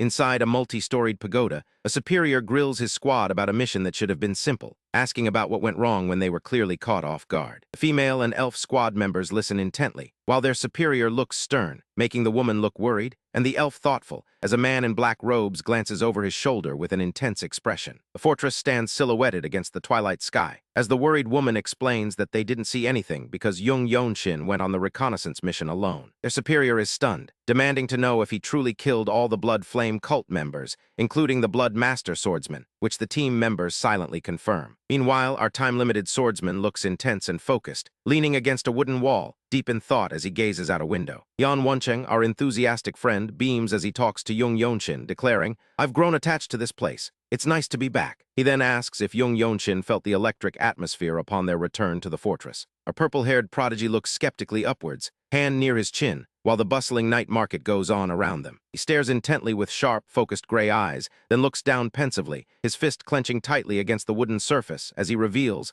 "That is my mother's clan." He bitterly recalls how they never reached out once, not even after his mother gave birth to him because she wasn't wedded. A cynical smirk crosses his face as he contemplates how they cut ties with their daughter for marrying into a household they deemed lower class. Soon, Jung Yeon-Shin stands before his step-grandfather, Ma Yeon-Jiak, in an office. The scarred former captain looks up at him, observing our dying genius with a keen eye, and thinks internally about how amazing it is that Yeon-Shin's energy has changed again. Ma Yeon-Jiak concludes that annihilating an entire blood flame cult branch by himself couldn't have been mere luck. Yeon-Shin simply offers a questioning glance, as Ma Yeon-Jiak's hand rests on the desk. Then his stern step-grandfather tells our protagonist that the master of the fortress asked them to meet her together. Yeon-Shin's eyes widen slightly in surprise, asking, "The Desolate Fortress Master?" The two men walk through the fortress halls, with Ma Yeon-Jiak mentioning there have been no new robe warriors after their enlistment meeting. He curtly replies there were none when asked for clarification. Yeon-Shin stares ahead stoically, as three fortress warriors in blue robes watch them pass. One even offers a respectful salute, while another murmurs about the lightning genius of the Radiant Demon Squad, who killed a Blood Master swordsman. Two more blue-robed warriors discuss the sheer improbability of a white robe achieving such a feat, as our borrowed-time boy walks away with a stoic expression, looking straight ahead. Ma Yeon-Jiak observes him with a sharp, serious expression, as Jung Yeon-Shin walks towards a tall, multi-tiered tower in the distance. As they continue through the ornate courtyard, Yeon-Shin thinks to himself that his concept of time is different from others,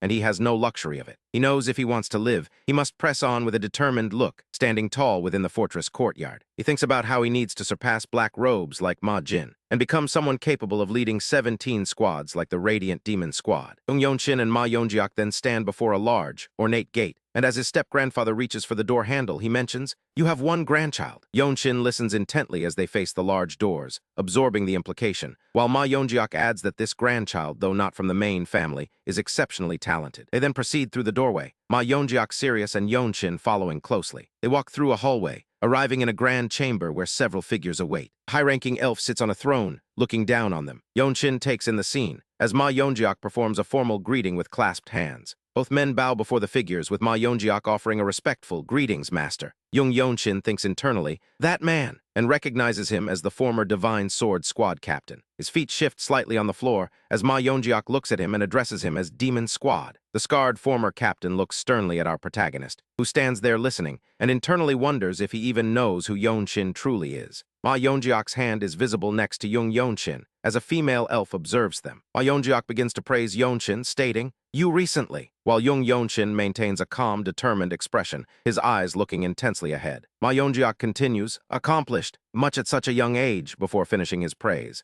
Our dying genius bows politely with his hands together, then declares, "I am Jung Yeon-Shin of the Radiant Demon Squad." A comrade nearby reacts with surprise, and a man in green looks on in confusion, while a hand comes up to a chin in thought. Jung Yeon-Shin and his comrades stand before the fortress lord and her attendants, as Ma Yeonjeok looks on with a bewildered expression, his face etched with shock and confusion, which Jung Yeon-Shin meets with an intense gray eye. Ma Yeonjeok's eyes are wide with shock, as our protagonist stands calmly, hands clasped facing Ma Yeonjeok. Ma Yeonjeok's shocked eyes persist, and Jung Yeon-Shin looks back at him with a calm, questioning expression. A purple-haired prodigy Jung Yeon-Shin stands stoically as his step-grandfather Ma Yeonjeok looks on with surprise, part of a tense meeting in the grand hall, with Ma Jin and the elf woman who seems to be the fortress master also present. Jung Yeon-Shin, ever the time-limited swordsman, has just dropped a bombshell, announcing that the Jung Manor has been destroyed, leaving Ma Jin and the elder man in shock, and he simply observes their stunned reactions, realizing they had no idea his home clan had fallen. Our stoic hero stands by Ma Yeonjeok as the weight of the news settles, while the green-haired elf woman looks on with a pensive expression, her gaze fixed on the elder's troubled face, who now closes his eyes in pain, his expression grim, as Yeon-Shin patiently waits for the gravity of the situation to sink in. Ma Yeonjeok looks truly pained, but the dying genius remains focused on the bigger picture, even as Ma Yeonjeok's expression turns grave. A purple-haired prodigy stands with his sword at his side, ready for whatever comes next, under the calm, discerning gaze of the elf woman. He bows respectfully, but his intensity doesn't waver, his gray eyes sharp, even when a man in green robes points a furious finger, demanding to know if Yeon-Shin is a direct descendant. Yeon-Shin simply looks toward the speaker with a calm, unimpressed expression, as the man in green rages, accusing him of disrespecting the former Divine Sword Squad captain and forgetting he's in the presence of the Desolate Fortress Master. The man gestures to the Ma clan symbol on his robe, staking his claim to prestige, but our time-limited swordsman looks at the hand and cuts him off, stating, "I'm the,"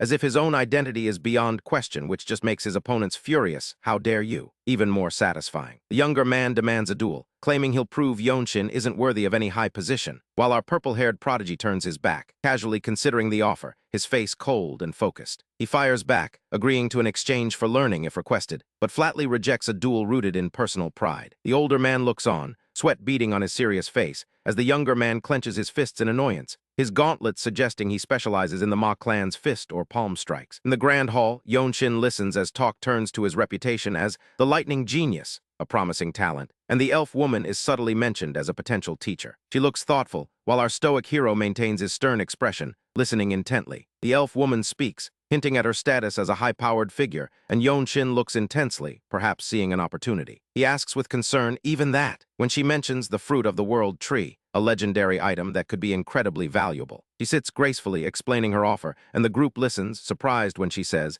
"She'll teach HIM martial arts," shocking Ma Jin and the elder with the revelation. The green-robed warrior glances toward Yeon-Shin, fuming internally at the prospect of our purple-haired prodigy learning from the fortress master, and wonders if Yeon-Shin will request martial arts instead of following his grandfather's will, thinking it unthinkable that his mother's clan would take such a person as a successor. He clenches his fist in frustration, but Yeon-Shin remains stoic, ready for the challenge. Soon they are in the sparring arena, the polished floor reflecting the sky, where our time-limited swordsman faces his green-clad opponent. The elf figure looks on, stating he can do whatever you want, giving full permission for the fight. Yeon-Shin gazes forward, calm and determined, as his opponent adjusts his gauntlets with a loud crack of readiness. Our stoic hero watches, assessing, then looks up with a resolute expression and beckons with an outstretched hand, challenging his opponent to make the first move. He even gestures with his fingers, inviting the attack. Enraged, the green-clad warrior shouts, eager to strike at Jung Yeon-Shin, delivering a powerful, glowing fist strike. But Yeon-Shin calmly intercepts the attack with a simple tap of his palm,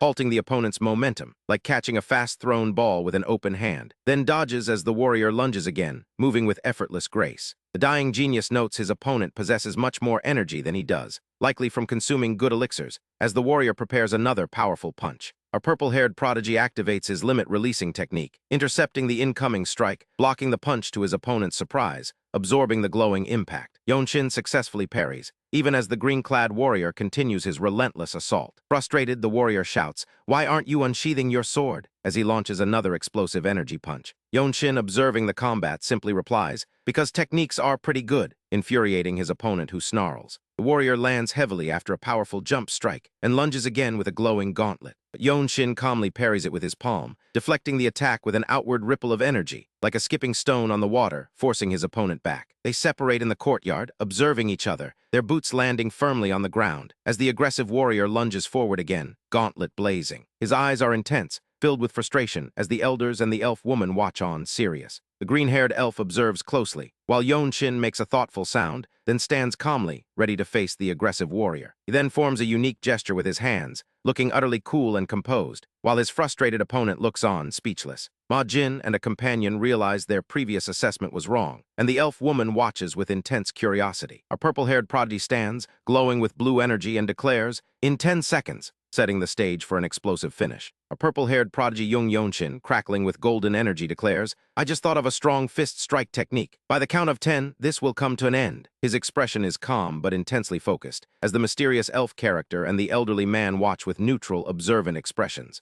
Other stern companions also observe the ongoing events, waiting for his promised finish. Yeon-Shin looks intensely at his opponent, clenching his fist, then glances to the side with an annoyed or questioning look, determined to succeed. His fist crackles with intense golden energy, and he adopts a combat stance as golden energy flares around his entire body. A resourceful combatant focuses intently, energy crackling around his hands. He observes his opponent, noting he has calmed himself down instead of getting riled up, and feels strong core energy waves from him, then provokes with a simple "if you wish." Yeon-Shin looks calmly towards his opponent, who can only glare back and exclaim "you" in frustration. The floor beneath them cracks and shatters due to the explosive force of their clash. Yeon-Shin narrowly dodges a powerful downward strike, his intense stare preparing his next move, as his opponent's boot slams hard into the floor, creating shockwaves. Then the self-made master launches an explosive punch with his energy accumulation discharge, golden energy clashing with his opponent. His opponent grimaces in shock, asking, "What's with his strength?" Yeon-Shin's boot moves rapidly across the floor, kicking up dust and debris, surrounded by flowing golden energy, his determination unwavering. Other male fighters observe the scene with serious expressions. A purple-haired prodigy lands a heavy blow, radiating intense energy. As an observer marvels that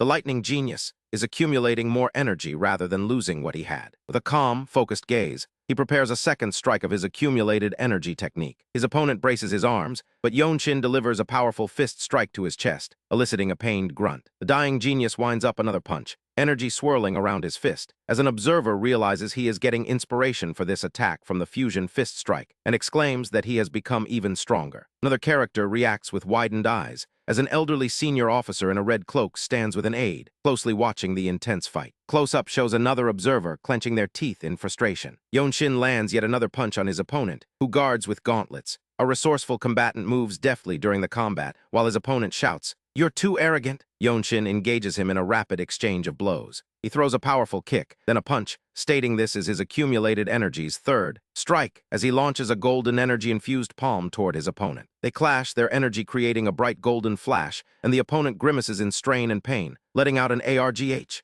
Yeon-Shin's face intensifies his attack, delivering a palm strike to the opponent's torso, radiating bright energy. He observes that palm strikes. That's interesting, learning even in the heat of battle. Calm, slight smile graces the self-made master's face during the fight, as the elven figure, the elderly man, and a warrior watch closely. Yeon-Shin prepares another attack, his hand glowing with dark blue energy, and unleashes his accumulated energy's fourth strike. He unleashes a powerful glowing strike against his opponent, as the elderly man and other observers react with shock. Yeon-Shin strikes his opponent with a radiant energy blow, who coughs, recoiling in pain from the impact, his face strained and defeated. A purple-haired prodigy stands over his fallen opponent, victorious, looking down with a calm, stoic expression. His intense, focused eyes scan the scene, as observers marvel at his newly created technique, a fist art that gets stronger the longer a fight lasts. He can't believe he has really created a new martial art in such a short time. He stands calmly, surrounded by subtle glowing energy, his eyes focused and intense. Then he holds up his hands, glowing with faint blue energy, and declares, "I've finally created a martial art that can be called a famed ultimate technique. His full figure is reflected on the smooth stone ground, a testament to his achievement. An observer watches our self-made master standing on the practice court, with the elf-like observer looking on intently. Other observers agree that his opponent was not his equal. The elf-like observer asks, "New technique," her expression serious. Yeon-Shin looks forward with a serious, calm expression. Then she speaks further, intrigued. A purple-haired prodigy bows respectfully to the group of onlookers,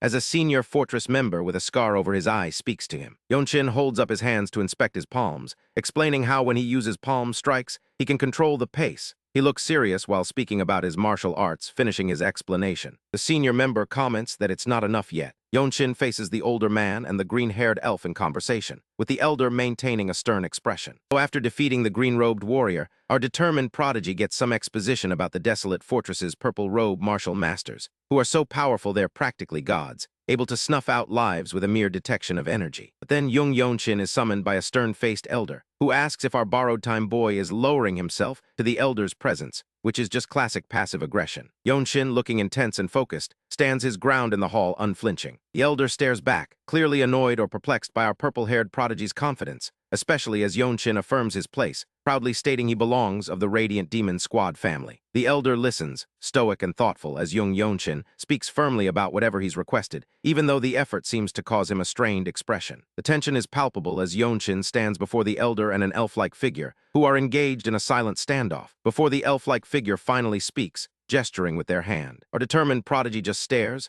stoic as ever, as he explains his plan to contact his squad leader to make the request, which prompts one of the men behind him to accuse him of trying to use him as a messenger. Jung Yeon-Shin then coolly walks away down a grand staircase, glancing back with a pensive intensity. Stern-faced Desolate Fortress warrior watches him, his scarred face conveying a quiet challenge, and Yeon-Shin returns the gaze, a storm brewing behind his eyes. Soon after, our purple-haired prodigy and his companions are walking through the bustling market of Xi'an, taking in the sights and sounds, with Hyun Woncheng and other fortress members by his side. Yeon-Shin, ever serious, questions the Plum Blossom Pill, as the scarred warrior explains it's a legendary elixir from the Mount Hua sect, a true treasure of the Murim world. The warrior details how the Mount Hua sect lost it, triggering a frantic search among countless other sects and martial artists, which explains why Jung Yeon-Shin and his group are now tasked to accompany the Mount Hua sect in their search, though our time-limited swordsman notes everyone must be scrambling for it. The scarred warrior clarifies their actual mission. It's not just a joint search, but a way to reduce casualties during the inevitable chaos, and a perfect chance for Jung Yeon-Shin to finally wield his sword in real fights. Continues, telling Jung the Tick that this mission is specifically for him, an unparalleled opportunity to grow by facing off against all sorts of famed martial artists, far more than he could ever learn just by training. Our purple-haired prodigy looks back at his companions, considering the heavy implications. Hyun Woncheng, however, simply sighs dramatically about the Hua sect, clearly already tired of the politics, and Jung Yeon-Shin responds with a faint, cynical smirk. They soon walk along a path, encountering another group of martial artists, including a man with a goatee who looks on suspiciously, as our dying genius approaches with a cold, focused expression. The bearded leader of the other group greets them. "We've been waiting for you," and one of Jung Yeon-Shin's younger companions gasps, recognizing them as the Mount Hua sect. The bearded leader's intense face is partially obscured, suggesting hidden motives, as Jung Yeon-Shin strokes his chin, watching closely. Our time-limited swordsman narrows his gray eyes in concentration, sizing up the newcomers, and the stoic bearded man observes their arrival. Yeon-Shin notes the presence of Ma Jin, a black robe, who has also gotten involved, feeling the same powerful aura as when he first met him. Beek Murieo stands nearby, her expression calm and sharp, silently assessing the situation, while another member of their group offers a polite greeting. Bearded Mount Hua leader dismisses their politeness, stating there's no need, his stern expression hinting at a confrontation, and a man with a yellow headband glances at Jung Yeon-Shin, questioning if he's demonic swordsman. The Mount Hua group stands in a tense formation, one of them yawning dismissively, and Hyun Woncheng matches it with his own big yawn, clearly not impressed. Jung Yeon-Shin makes a sharp, swift movement with his hand, as an unidentified man stares at them with a question mark in his bubble, totally confused by their presence. The bearded man is shown in profile, observing our time-limited swordsman, who realizes they assume he's merely a leader's disciple due to his clothing, not a white robe martial artist himself. The scarred man from the Mount Hua sect stares with a cold expression, his hand resting on his sword hilt, radiating a clear challenge. Jung Yeon-Shin maintains a neutral expression, unfazed by the obvious provocation, while the bearded man looks sideways, gripping his sword. One of them comments, sensing the hierarchy challenge, "He wants to show that he's above us, huh?" As the Mount Hua white robes speculate about using their future generations to determine the hierarchy between the traveling parties, avoiding a fight among key members. Jung Yeon-Shin stares at the scarred man, contemplating the challenge, his hand resting on his sword, deep in thought. The scarred man smirks, his confidence radiating, while several members of the desolate fortress stand in a line, ready for whatever comes next. A purple-haired prodigy turns his head, looking over his shoulder, a decision forming as the bearded man glares at the group, clearly annoyed by their mere presence. Jung Yeon-Shin touches his mouth, confirming his choice, then walks through the courtyard, his path now clear, looking contemplative but firm. Yan Wencheng stands nearby, scratching his head in confusion, muttering to himself as he tries to figure out what's happening. Yeon-Shin's hand rests on his sword hilt, a subtle declaration, as he confidently states he will represent the desolate fortress, sect in the coming confrontation. His intense, serious expression leaves no room for doubt, while Yan Wencheng looks absolutely shocked, his eyes wide. Baek Murieo stands beside him, equally surprised and concerned, and Yan Wencheng glances to the side, clearly worried by Jung Yeon-Shin's sudden declaration. The chapter closes on a mysterious figure holding a bag, leaving us wondering what new challenge our dying genius just accepted. The proxy duel begins as Yu Haiyan of the Mount Hua sect introduces himself, and our borrowed-time boy, Jung Yeon-Shin, casually reciprocates. He smirks, anticipation glinting in his eyes, his intense gaze fixed on his opponent. Then, like a blur, Jung Yeon-Shin unleashes his invisible wind stride, following it with an explosive radiant energy strike, lunging forward with his self-created martial art. Even mid-clash, our dying genius analyzes his opponent's Falling Blossom's palm strike, noting its variety of moves. Counters with the devastating first strike of the Infinite Blossom Fist Strike Vortex,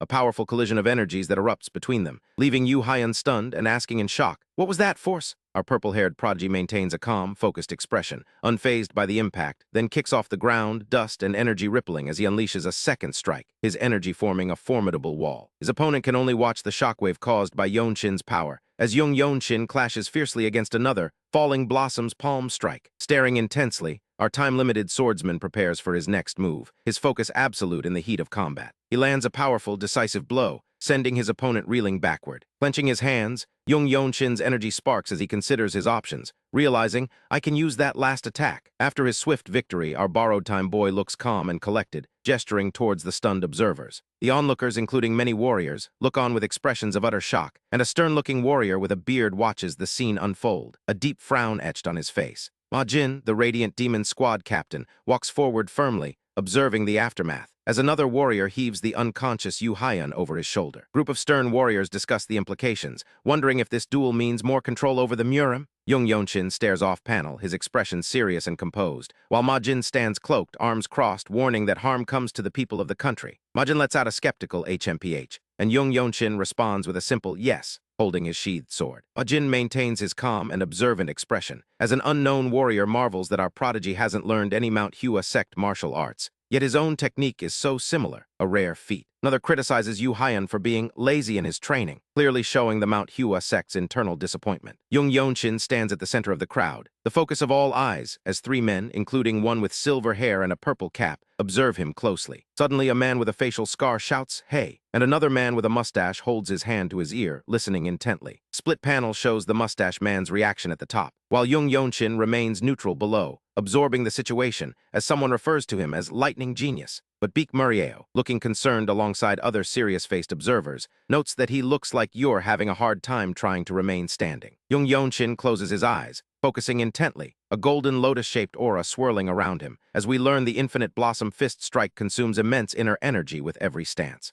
Later, in a quieter setting, we see the roof of an ornate traditional building, where Jung Yeon-Shin sits while Baek Murieo stands over him, instructing him to open up your center energy core quickly. She explains that this will provide him with stamina, and our time-limited swordsman listens, serious and tense. Baek Murieo continues to instruct him, with another white-haired man observing, firmly stating it will help you to have more robust inner energy. Jung Yeon-Shin looks up, focused and analytical, asking inner energy, to which Baek Murieo retorts, "Haven't you?" And he simply replies, "Yeah." We get an exposition shot of a shirtless man focusing his internal energy, a glowing point in his chest representing the core, which allows martial artists to use energy-draining skills multiple times, ensuring their energy flow won't break, even under powerful attacks. Jung Yeon-Shin looks forward, focused and serious, processing this vital information. Yan Wencheng, meanwhile, leans back with a smirk, always a bit of a goofball, while Jung Yeon-Shin stares ahead with a calm, analytical look. Yan Wencheng pipes up, asking energy core, and Baek Murieo explains the technique, to circulate energy revolving around your upper body. Jung Yeon-Shin looks up with an intense, focused expression, absorbing the new knowledge. He then bows his head towards Baek Murieo, asking what, in surprise or confusion. The chapter closes on a chilling image,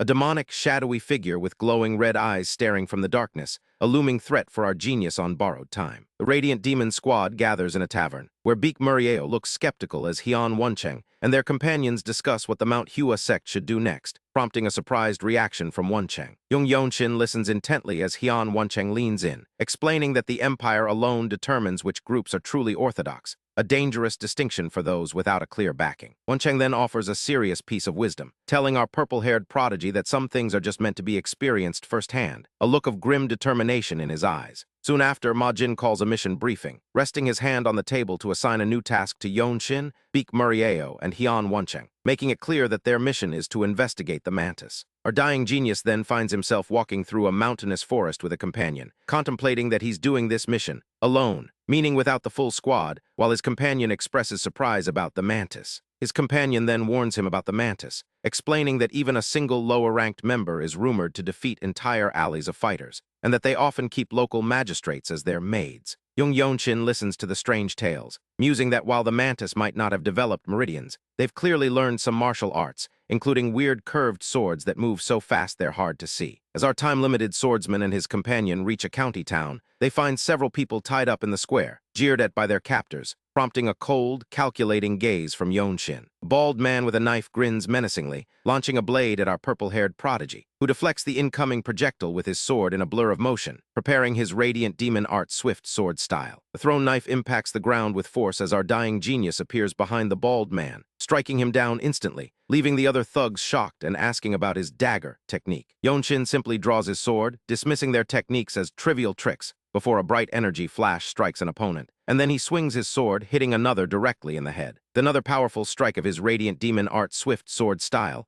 our time-limited swordsman brings down two more opponents, standing victorious over the defeated thugs as bystanders look on in shock. Midst the fallen enemies, our purple-haired prodigy looks toward the tied-up people, who rush to embrace each other, thanking him as he simply walks away, giving a sharp look over his shoulder. One grateful man points the way, telling Yeon-Shin that the rest of them are over there. So our dying genius simply walks towards the mantis sect entrance, and with a single powerful kick, the door bursts open. After kicking open the door, our purple-haired prodigy finds himself standing before a hostile crowd of mantis martial artists in a courtyard, watched by a warrior with a dragon headband who dismisses him as a brat. A man in full imperial dragon robes steps forward, making Jung Yeon-Shin wonder internally if this is some kind of rebel, as the man draws his sword with a sharp click, glaring fiercely. Yeon-Shin stares coldly as the armed man grins, striking forward rapidly with his swift sword technique. But our time-limited swordsman only thinks to himself how much stronger he must have become, to see the trajectory of attacks so clearly now, as he expertly dodges the aggressive strike and counters, astonishing his opponent, while other armed men in purple robes surround him, swords ready, joining the skirmish. Our dying genius is quickly encircled, parrying and deflecting multiple blades with calm intensity, his sharp gray eyes observing every move, as he realizes he can literally see the trajectories of all their attacks. He then tells himself to strike them, go past them, and get to the end of this fight as he maneuvers acrobatically, dodging and weaving through the flurry of sword strikes with lightning speed. Leaping through the air, our purple-haired prodigy engages a new opponent, whose face reflects shock and sweat, as Yeon-Shin stands amidst fallen enemies,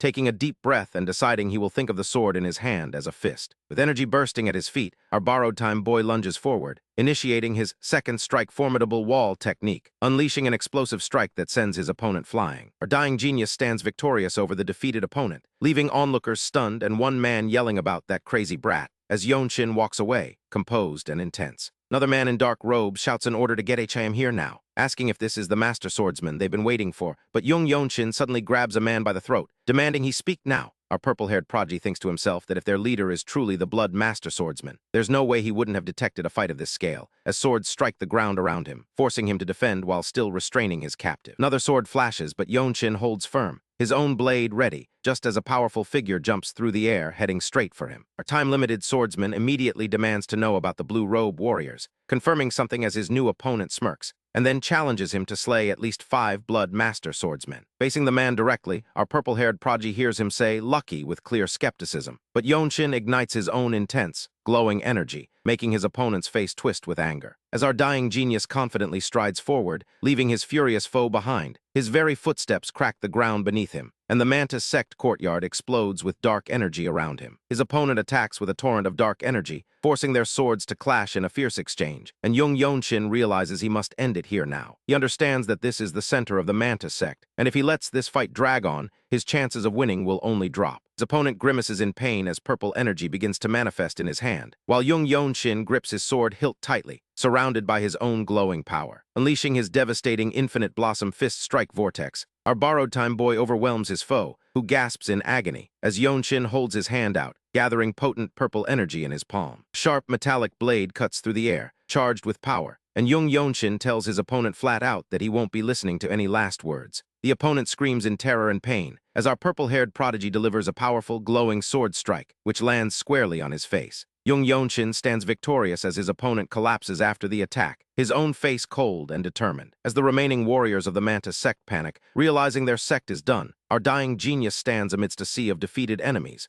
radiating raw power. His glowing blue eyes scan the scene, while two warriors look on in fear at the destruction before them. The arriving warriors of the Desolate fortress salute formally, and a man begs our time-limited swordsman for revenge for their people. The grieving man weeps, clutching a bundle in his arms, while Jung Yeon-Shin listens silently to his sorrow. He asks how such a terrible thing could have happened, his face etched with profound sorrow. He speaks of the Sword Tribe, the true perpetrators of the tragedy. Illustration depicts a brutal battle featuring several warriors, including one with long golden hair, and Jung Yeon-Shin's face grows serious and intense. As he walks through a dusky forest, carrying his bag and sword, our purple-haired prodigy considers that if the Jongnin sect is up against the Tyrant Sword Tribe, then they will have to risk their lives, realizing it won't end with just one or two martial masters dying. He recalls the sorrowful image of a man holding a young girl, both grieving, and his jaw clenches with resolve. Under the bright, cloudy moon, he declares that he needs to go to Jongnin. A borrowed time boy walks through a desolate landscape, planning that the 13 Skies is an unorthodox group that rules over the unorthodox faction. So the Desolate Fortress's interference is a necessity. He knows a lot of credit can also be claimed by taking the heads of the Tyrant Sword Tribe's martial masters, so Ma Jin will allow him to do that too. He stops walking in the middle of a forest path, sensing something, and wonders to himself if someone is a maniac. A rustle from the night forest reveals two shadowy figures moving quickly, one a man with a mustache and the other a younger man with a blue hair tie. Jung Yeon-Shin calmly stands on the path, facing them both. Our time-limited swordsman maintains a calm expression, while the older man with the mustache looks sternly at him. The older man firmly tells him, "No, why owe you?" rejecting something outright. He continues to look sternly at our dying genius,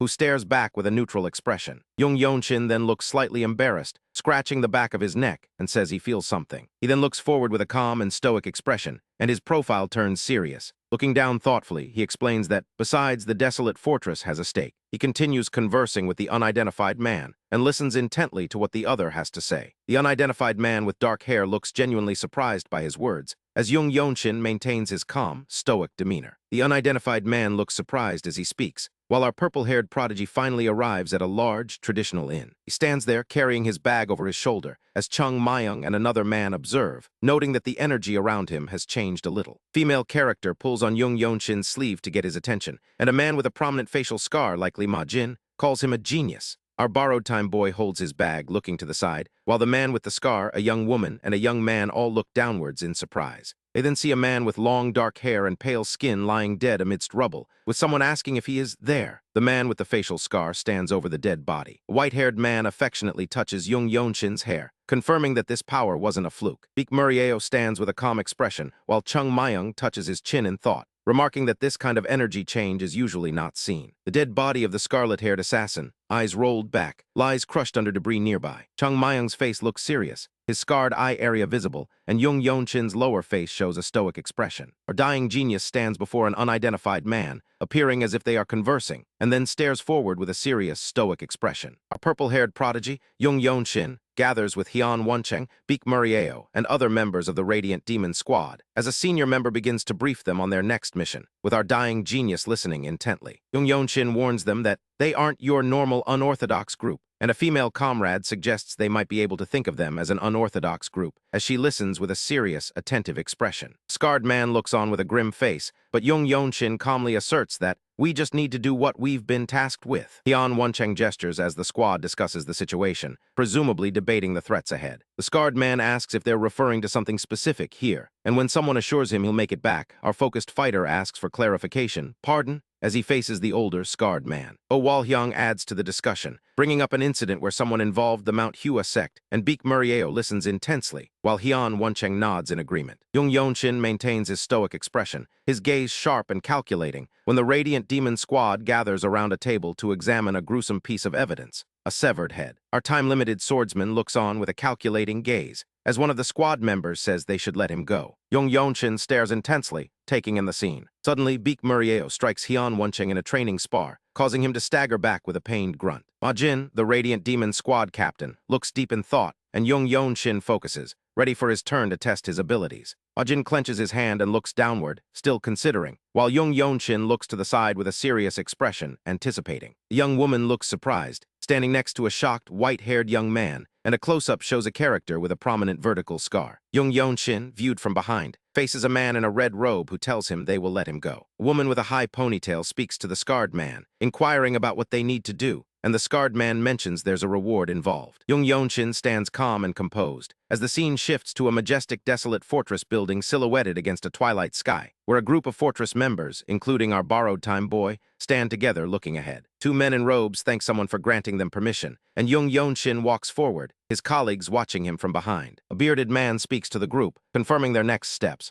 Jung Yeon-Shin approaches a standing man in a dark robe, his eyes glowing with intense focus. Stands over a fallen opponent on a blood-stained battlefield, a grim testament to those who were killed by him after committing hypocritical atrocities. A stern man with a goatee says that his hand has great meaning, and Jung Yeon-Shin listens with a serious expression. Our dying genius stands beside the stern man, who notes that they were trained for the sake of fighting. The scarred man listens with his back slightly turned, doubting the claim. Jung Yeon-Shin looks forward with an intense, serious expression, as the scarred man tells him to take as long as you need. The stern, scarred man looks forward with his arms crossed, deep in thought, while Jung Yeon-Shin maintains his focused, sharp expression. Close-up of the scarred man's face shows his serious demeanor, and Jung Yeon-Shin lets out a quiet HUK as he prepares for combat. A purple-haired prodigy stands ready, surrounded by glowing blue energy, his eyes shining with a brilliant blue light. Amidst a massive explosion of light and energy, a powerful figure proclaims, "I can see it." Jung Yeon-Shin faces the older, scarred man in a tense confrontation, who wears a slight, confident smirk. Jung Yeon-Shin's expression is determined and cold, as a man with flowing hair gathers glowing energy in his hands. Close-up shots show hands gripping a sword hilt tightly, preparing for action, and Jung Yeon-Shin lands firmly on the ground, kicking up dust as he braces for combat. His opponent delivers a powerful, glowing palm strike, then launches a fast, aggressive punch with glowing red eyes. Jung Yeon-Shin glances to the side with a sharp, focused expression, assessing the situation in the heat of battle. A strategic swordsman narrowly dodges a massive black energy strike, thinking, "I can't get away with any of the mobility ARTS I have learned so far." Jung Yeon-Shin, surrounded by a glowing blue aura, stares forward with a determined gaze and delivers a powerful aura-infused strike toward his enemy. Bright light erupts on his body as he concentrates his energy, realizing, "However, I can take a single step." Jung Yeon-Shin maneuvers rapidly, leaving a trail of blue energy as he lunges forward, his eyes glowing with blue energy as he stares down the red-eyed opponent. A boot firmly steps onto the ground, creating a powerful shockwave that ripples outward, and Jung Yeon-Shin dives into a high-speed movement, his body angled for a precise, lethal strike. He maneuvers with aura-infused movement at incredible speed, while a team member and Hyun Woncheng observe in shock. Baek Murieo and another character look on with expressions of utter disbelief, as a close-up profile shows the scarred character looking strained. A hand reaches out towards a misty, energetic ground surface, almost like a ghost. Jung Yeon-Shin walks away from his scarred opponent, who stares intently at him, wondering what just happened, and our dying genius explains internally, "I simply WALKED, because I saw a way to survive." He stands before a massive, cracking explosion of golden energy, a testament to his new technique. Our focused fighter looks cool and composed after using his technique, which he names Swift Step. Finally, Ma Jin looks down with a serious expression and grants permission for our purple-haired prodigy to continue his quest, declaring, "I permit the lightning genius to travel to Mount Zhonjan." Our dying genius and his yellow-banded ally, Hyun Woncheng, are making their way through the desolate fortress's sprawling territory, when Baek Murieo catches up to them, draping a distinct blue robe over our purple-haired prodigy's shoulders, and explaining that it marks him as a rising star within the fortress. This blue robe grants him immediate authority to command any white-robed warrior, with Chung Myung's title, the Azuri Demonic Swordsman, as backing to prevent any fights. Our cool-headed swordswoman even offers her own name for him to use, which leaves Jung Yeon-Shin looking thoughtful, but a little confused. Meanwhile, Won-cheng can barely hide his envy at the sudden promotion, as our borrowed time boy tries to wrap his head around his new authority. He remarks to himself that he has to keep that in mind, while his yellow-banded ally looks back, clearly questioning what he just heard. Soon, Jung Yeon-Shin and Won-cheng approach a group of Desolate fortress guards, who immediately stop them and demand their names. One guard grips his sword, intently questioning their presence, while Won-cheng smirks, clearly enjoying the show. Jung Yeon-Shin calmly introduces himself and pulls out his identification token. Won-cheng presents the badge to the surprised guard, but the group's scowls only deepen, triggering a flash of annoyance in our dying genius. He demands to know what their problem is, his eyes narrowing as his patience wears thin. With a sudden burst of pressure, Jung Yeon-Shin releases a sliver of his immense energy, making the guards reel back in shock and fear as he confidently stands his ground. He figures their battle against the Tyrant Sword Tribe must not be going well, which explains why they're so offended by young martial artists boldly claiming to be from the Desolate fortress. Despite the clear warning, the guards grit their teeth in frustration and draw their swords, preparing for an aggressive move. Our time-limited swordsman strikes first, as a guard lunges forward, burying his glowing blade into the ground with a powerful crash, scattering debris and forcing them to scramble back in shock. He stares them down, a smirk playing on his lips, but they quickly ready themselves again, yelling at him to stop. Before things can truly escalate, Beak Murieo leaps from the trees, descending with elegant movement and landing gracefully between the furious guards and the purple-haired prodigy. The guards are immediately awestruck by her power, acknowledging her as a strong senior martial artist. As the situation calms, our yellow-banded ally explains they are from the Desolate fortress, which is when Jung Yeon-Shin drops a bombshell, announcing that he is a member of the Radiant Demon Squad, leaving the guards completely shocked. Beak Murieo flashes a warm smile, but our borrowed time boy looks surprised as he finally realizes the identity of the woman they were just speaking to, a woman who now looks up with wide, attentive eyes.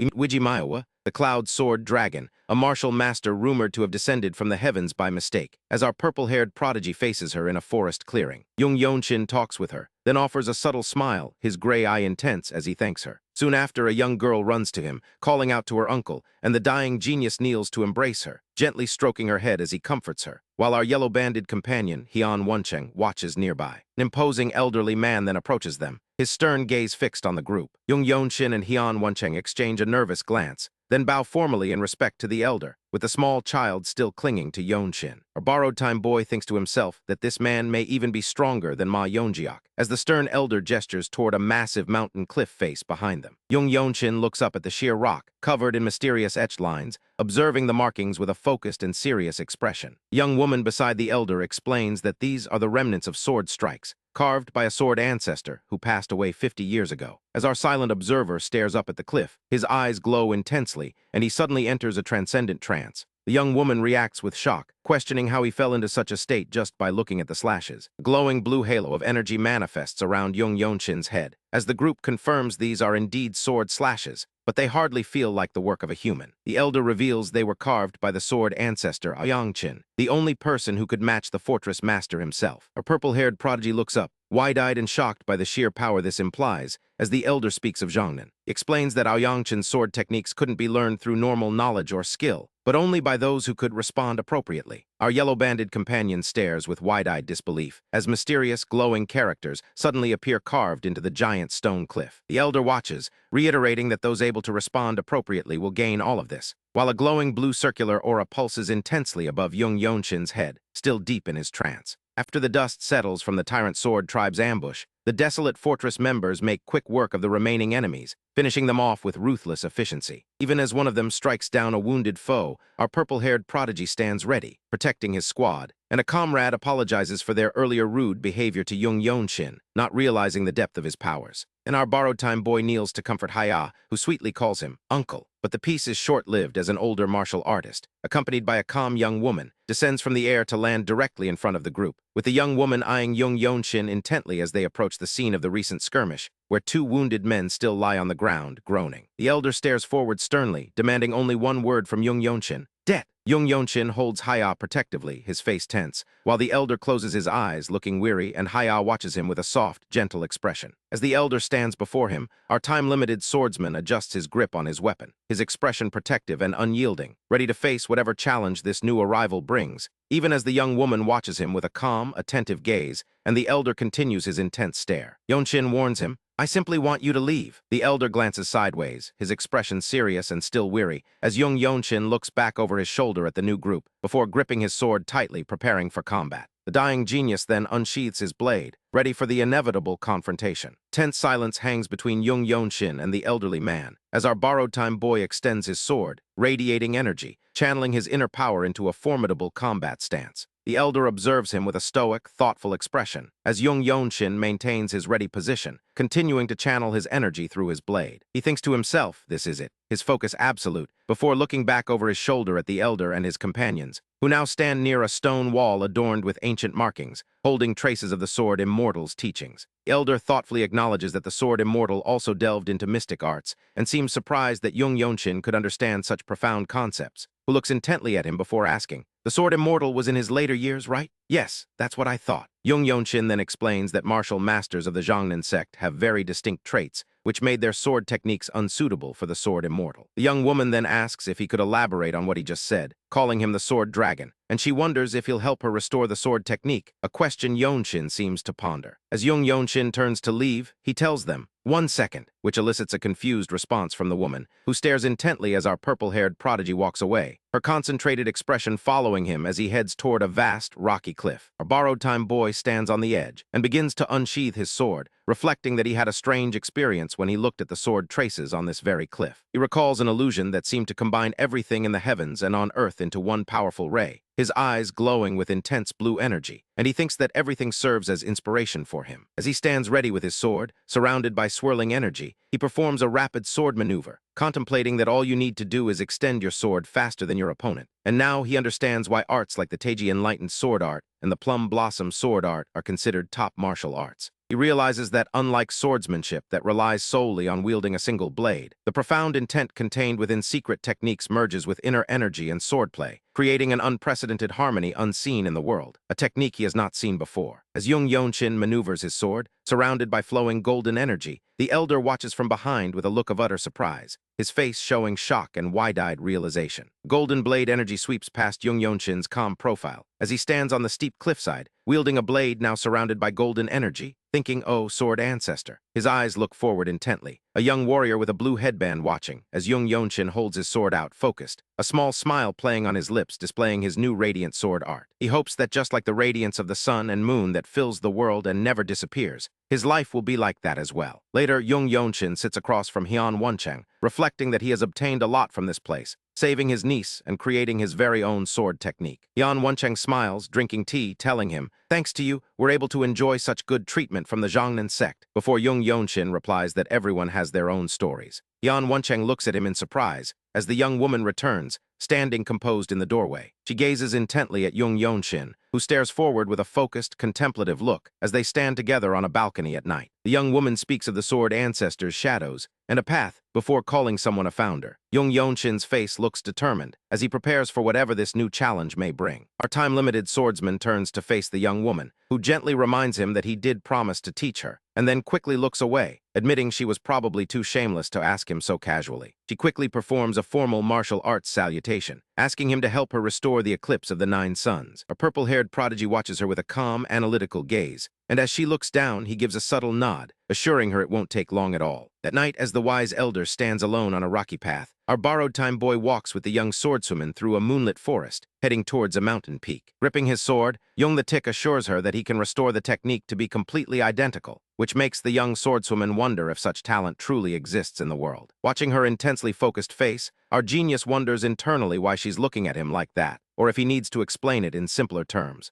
Our dying genius readies his sheathed sword, explaining with focused intensity that it shouldn't be difficult to complete, because tracing remnants of a sword path and retracing the actual steps are on completely different levels. The young woman takes up her sword, announcing she'll start now, while our borrowed-time boy, standing with the elder, looks intently, wondering if she's referring to her inner demon. The wise elder, looking thoughtful, remarks that everyone around her constantly said she possesses the talent, leaving our purple-haired prodigy a little puzzled. Our dying genius looks surprised as radiant energy flows around him, his eyes intense and focused as he radiates golden power. The elder smiles, stating that our time-limited swordsman craves improvement, to which Jung Yeon-Shin looks thoughtful, feeling slightly embarrassed. The young swordswoman approaches the elder, and our purple-haired prodigy formally salutes them both. The wise elder calls him Sword Dragon, which makes Jung Yeon-Shin look a little nervous. The serious young swordswoman asks if he can probably use the sword technique too, and our dying genius, listening intently, confirms that he can use such techniques as they are. Jung Yeon-Shin looks serious, which surprises the young woman, who then confirms something to him, internally marveling that he would allow her to watch him practice the radiant sword art. The young woman then speaks to the elder, while Jung Yeon-Shin listens to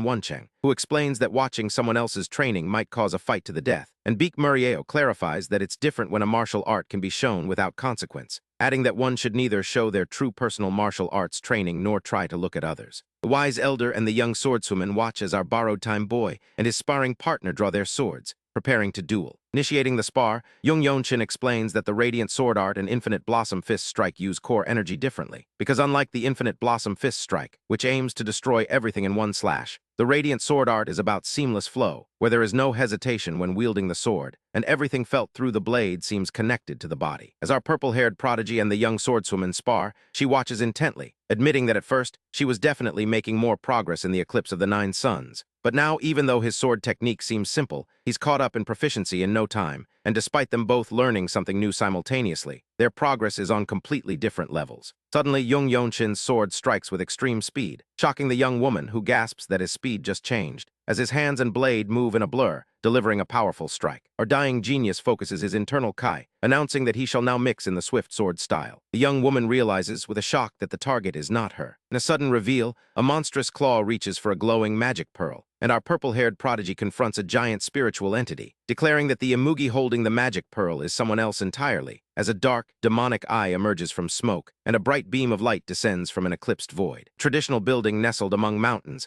our borrowed-time boy stands before two seated figures, one male and one female with distinctive elf-like ears. As our purple-haired prodigy looks on stoically, the female elf muses that the child she saw during the Jung Manor bloodbath has restored her husband's sword technique. Yang-Shin directly asks Jung Yeon-Shin to teach them the steps clearly. An elf-eared individual gestures towards our dying genius, who stands calmly, closing his eyes to focus intensely, then opening them with a determined gaze. As an elderly man watches the horizon, our purple-haired prodigy prepares for combat, his hand gripping his sword mid-swing as glowing energy streaks across the panel, lunging forward with a powerful strike that kicks up dust, enveloped in radiant power. Beek Murieo stands with the wise elder, looking concerned as they converse, gripping her sword hilt with both hands, before confirming something with a somber expression. As Jung Yeon-Shin maneuvers through a radiant energy strike, the pale swordswoman observes with a surprised and contemplative expression, realizing that he has surpassed even the second star to arrive at the third, and she already had a hard time believing he created such an advanced martial art. Yet he's progressed far more in a technique he's never learned before compared to her own Eclipse of the Nine Suns. Beek Murieo looks seriously at the elder, who explains that the same logic held by the 9 great sects applies to the arts they created, and that something could also be a blessing, depending on your mindset. The elder, with intense eyes, watches Beek Murieo, explaining that Jung Yeon-Shin's Beihui acupoint, which communicates with great nature, is receiving way too much energy for him to live, and that he is doing his best. Beek Murieo's face shows pure shock as she stands with the elder in the wide, desolate plain. A young woman with long hair stands looking forward, as a large group of desolate fortress warriors assemble on a desolate plain, including older, seasoned fighters, with our purple-haired prodigy looking serious among them. Sword hilt wrapped in purple ribbon comes into view, as the Tyrant Sword Tribe leader looks down with an ominous expression. Won-Cheng puts a hand on our dying genius's shoulder, looking serious, while our borrowed-time boy looks pensive, then closes his eyes, appearing troubled, though he insists it's nothing. As a vast crowd gathers, someone remarks that he came despite not having to, just as the yellow-banded warrior, Won-Cheng, leaps through the air, landing with a heavy impact that kicks up dust, his hand gripping his sword firmly. Tyrant Sword Tribe warrior takes a combat stance, gripping his sword, and aggressively shouts for Wai Mahiuk to come out and fight him, while Jung Yeon-Shin listens with a stoic expression. An elf physician stares ahead with a calm, neutral expression, stating he'd like to ask for it now, as our dying genius's eyes become focused and intense. An elf woman, an elf man, and a warrior stand together, as Jung Yeon-Shin stares forward with intense seriousness, and an elf character, giving him permission to proceed, receives a thankful reply from our purple-haired prodigy. Our dying genius walks confidently through a gathering of desolate fortress members, his sword in hand, as a female squad member and the elder observe him. As Jung Yeon-Shin moves, someone remarks that a martial arts founder trying to leave a mark in history as his life burns away is right there, calling him a magnificent young man, and noting that it looks like the Zhangnan sect has taken notice. Man with short gray hair looks on with a wry, knowing expression, then breaks into a sneering, mocking smile. Jung Yeon-Shin stares forward as his sword is drawn from its scabbard by another person, while a cloaked figure holding a torch stands before a dark cathedral under a full moon, and a knight in red armor appears, holding a sword in the darkness. Borrowed Time Boy stands with his eyes closed, in what looks like a serene moment of meditation. But Heon-Woncheng is already leaping across the training field to meet him, and he's not thrilled about the apparent distraction, shouting, "You dare get distracted in front of me?" Our purple-haired prodigy, however, just grins and draws his blade, meeting Heon-Woncheng's strike in a powerful, glowing clash that sends energy rippling across the arena. The two are locked in an intense collision, power against power, and our young tactician's eyes are sharp and focused, watching his opponent closely as sparks fly from their boots grinding against the ground. Yeon-Shin maintains his fierce gaze,